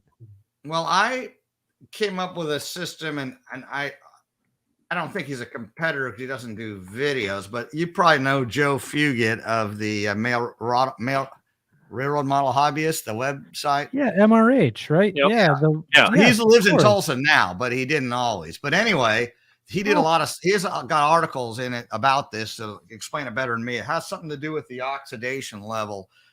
And so he's come up with, everybody's got their favorite thing, and some of the favorite things are actually worse. They ruin your track. So like some of these oils and stuff, and they make your car slip. So he tested all kinds of solvents and stuff. And the very best was the stuff that's kind of expensive, and I don't use it, by the way, so I'm not selling you on it. It's this stuff called Neverstall, because it's formulated just for that, and it's really good. But you get it's like buying crack cocaine. You get like a little tiny vial for like $20 or something. Yeah, right. So, but he went down the rank and he published this. So I don't have it in front of me, so I don't want to misquote him. But there are lots of stuff like isopropyl alcohol is often used. It is not good. It's not horrible, but it's not really good. It will remove the black gunk, but it will also attract more. It doesn't have a very permanent fix. So when he went through these different, it has to do with like the pH, like in your pool and the water positivity. I can't remember what it's called, but again, ask him. He wrote the article. So I'm using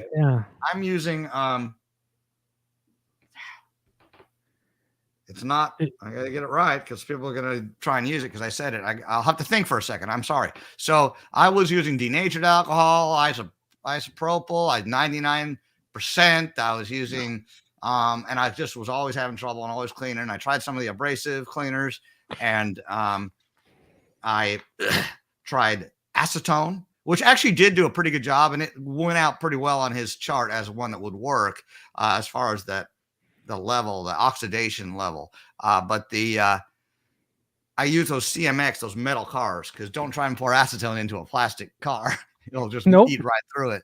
So, but I ended up using it. Trying to think of it. Oh my God.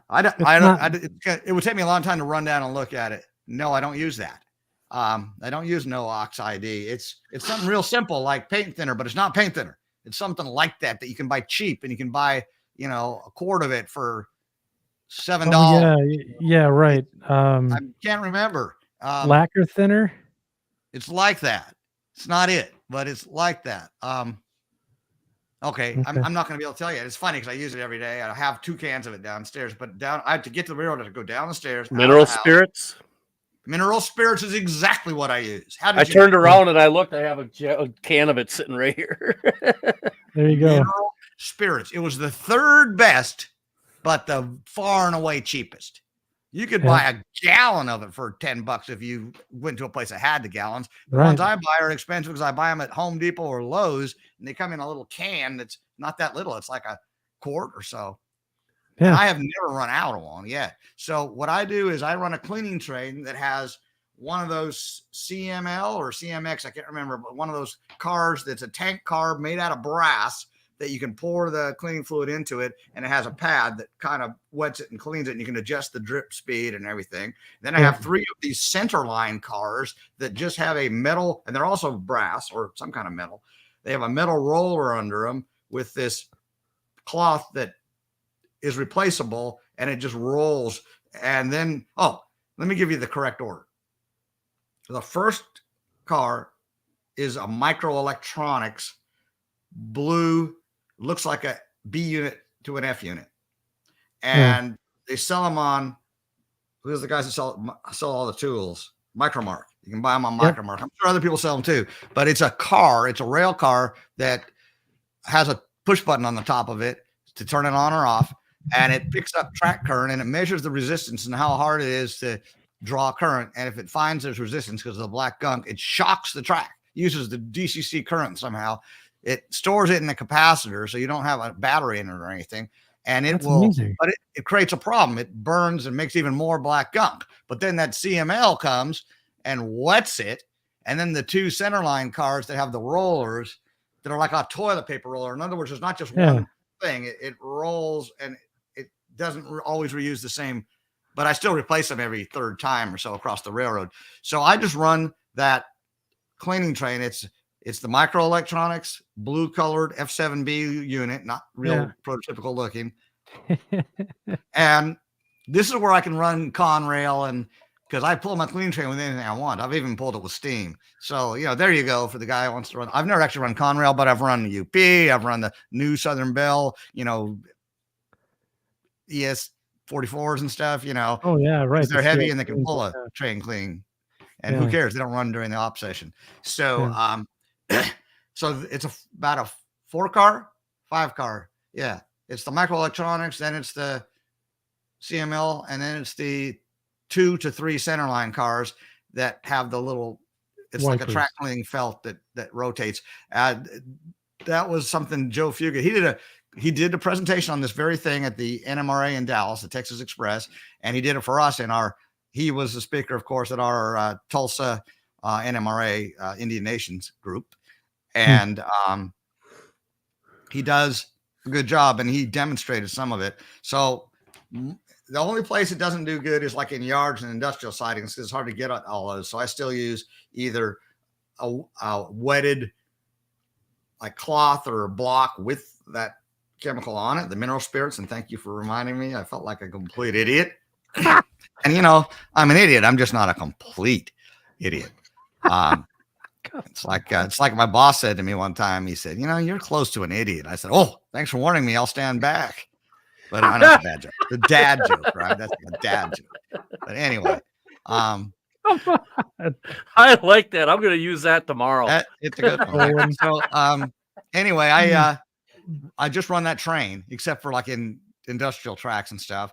And because I can run automated trains, it has an algorithm where it remembers the route that it ran. So the next time around the layout, it runs. If it has a choice between a main and a siding, it takes the one it didn't run last time. So it gets all the tracks cleaned, just kind of like a vacuum, like one of those robot vacuum cleaners gets your whole house cleaned by bumping around and seemingly moving in a random way, but it gets them all. So if I run that thing for 40 minutes, I've never had much in the way of stalls or any problems like that. Now, to be honest, I'm running mostly 6-axle locomotives. That's a lot of pickup. They're pretty good locomotives. I don't have any with like one of the trucks doesn't have pickup on it. Some of them are 4-axle, and they're also almost all multi-unit. So even if one of them stalls, one of them might kind of push the other one a little bit. And some of them even have keep alive. So people hate stalling. So I don't cotton it, as they say. I don't tolerate it. One of the things I've done once in a year is I pull all the cars out of the yard. I make a really big train, and then I make that thing go over every yard track 7 times or so. I don't personally do it. I sit and BS with my friends while the computer runs it and does that. But and once in a while it might derail when it's going in reverse, and then I'll have to get up out of my bull session and go put the cleaning car or refill it with more fluid or something. There you go, Ryan. Yeah, Right. that's what I Man, do. I don't that's use a- much abrasive.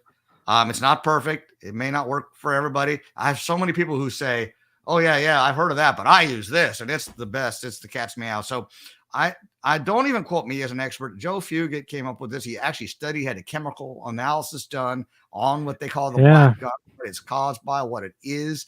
He had the different cleaning chemicals tested for oxidation and for pH, and I think electrical.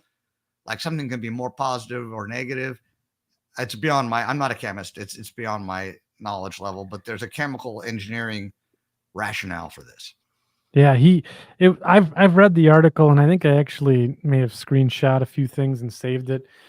So Joe, if you're listening, don't worry, I'm not gonna sell the secrets, but you should. No, he's not selling them. You can get them on the MRH. And Joe's a great guy. We're so grateful if he is watching that he moved to Tulsa. Yeah.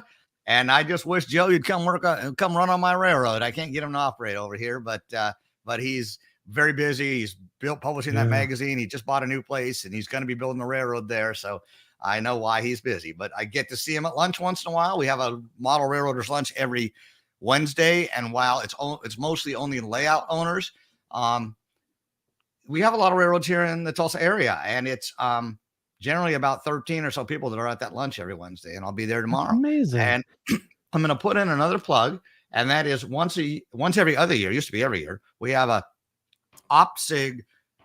It's well, we call it the LD OPSIG. It's a joint NMRA layout design SIG OPSIG event, and it includes operating sessions, usually Friday night, Saturday night, and Sunday morning, and clinics all day Saturday. This year, I think we've got John Parker with the that wonderful BNSF Fall River division, which I operated on a few months ago. It was just a dream, and that's a railroad where they're generating switch lists in real time. And we did we went for 4 hours, then he went to the Colorado Model Railroad Museum, ate dinner, came back, ran his railroad for 4 more hours. And I ran the first 4 hours, and I dispatched the second 4 hours. I just had a great time. Oh, that sounds amazing. That sounds like a dream. It was a dream. So that guy will be speaking, and lots of other good people, and so I think we'll be sending out some kind of invitations or something. But it's in March, and it's just a 3-day event. It's Friday, Saturday, Sunday. It's operations focused, but there'll be talks and stuff too. So it's a little amazing. That's awesome, and that's going to be plug. The OPSIG, the Operations Special Interest Group, right? Yes, right. It's coordinated with them. In fact, let me enhance my. Oh, I pushed the wrong button here. It's a good thing I didn't close this out here. Let me close all these tabs. And the last thing I'm going to show, because I'm supposed to be the superintendent of this group, and I'm doing a horrible job. Not really evangelizing my own group, but I am going to look it up and show you where you can find it. I think you can go to that page and sign up. You don't need to get an invitation. Let's see. Indian Nations. It's the Indian Nations NMRA. And I'm about to call it up for you. All right. On my browser. Here we go. I'm getting ready to do that horrible screen sharing that old screen half the time. Rigmarole. Yes. Share screen. Microsoft Edge. Okay, are you seeing it? Got her. Okay, so this is just the railroads that operate regularly in Tulsa. And you'll see mine's on here the fourth Saturday of every month from 1 to 4 p.m. But the LD OPSIG, I thought it was on this page. I'm not seeing it now. Maybe we haven't gotten. Oh, here it is. Layout, Design, and Operations Meet 2024. I'm wearing the shirt for that. They are. So here we go. And it shows you what the railroads are. And not all the railroads here are operating, sadly, but just these ones are, but they're all pretty good. And like Sammy's has been in Model Railroader and Railroad Model Craftsman. This Frisco sub is a fantastic modeler. The Pandora and San Miguel is like, it's one of those narrow gauge. It's just photorealistic. In fact, I'm going to have to share that. It's so good. You can't not share it. Look at that. It's just It's not coming up. It must be on a different tab. Oh, okay. But I'm not sharing my screen. I'm just sharing the thing. So never mind then. Oh, well, this sucks. The whole thing's not coming in. So I'm going to share it a different way because this is not even showing you what I'm trying to show you at all. So I'm going to share the screen. There you go. Entire screen. That one. Now I'll bet you dollars to donuts this will come up. And I'm almost out of time too. Hey, I didn't think I could make it through something. Is it coming up now, please? No, it's not. Wait. Okay. Stand by. Stand fast. Here we are. Yes, it is. So so let me go back because I didn't start at the beginning. So this is the website. It's, well, the original website that I Googled. We'll start. Oh, a prototype train's about to come through. See if you can hear it. Yeah, I heard it. He should blow again. Oh, he's not going to do it. Okay, that's enough of that. Yeah, we get 2 trains a day here. So the way to get right on time. You Google Indian nations or something, and it'll come up. But so I went to that, and here's the home page. You're seeing the home page, right? Yeah. Then I clicked on Indian Nations 2024 Layout Design Weekend, and it also says it here. Now this shows the railroads that are involved. Wow. And you can click on these to see pictures. There's a couple good narrow gauge ones. There's a Sammy's, again, great looking ATSF Hereford sub, which has been featured in both. It's a true double deck. So that's why I'm not dissing double decks, because he has a full CPC system. And it is a good railroad. I've operated on it. I enjoy it. And just give you a little short tour of it. He does know how to use Photoshop. So no, those locomotives didn't really have smoke coming out of them. But this is his layout. And I won't show them all because there's too many to show. But the one I also want, there's just so many of them. A lot of these have been featured in various publications. So the next one I'm going to show you, getting out of this, is going to Ken Eller's. And again, all of these are good. And I don't want any of my friends getting mad that I didn't show theirs if they're watching. I just can't show them all. I mean, the guy Dale Baker that's listening, he has the Tulsa Port of Catoosa, and that is a nice enough railroad. It's modern day. And oh, smokes. And this is the track plan, and he's added to it now. And there we are. That's an actual operating station. See, it's a smaller one. It's around the room, but now he's added it. This goes into another room, and there's a yard. Okay, and so you get the general idea. Oh, look at that. Yeah, I can't show you every picture, but if you guys will go to that site, you can not only see all the pictures, but you can do something. Sign up for the darn thing. So the last one I want to show you, because this is worth seeing, and I know I'm going over, but the railroad is just so friggin' unbelievable, is Ken Eller's. And again, I don't want anybody who got left out to feel bad, but this is just one of those classic.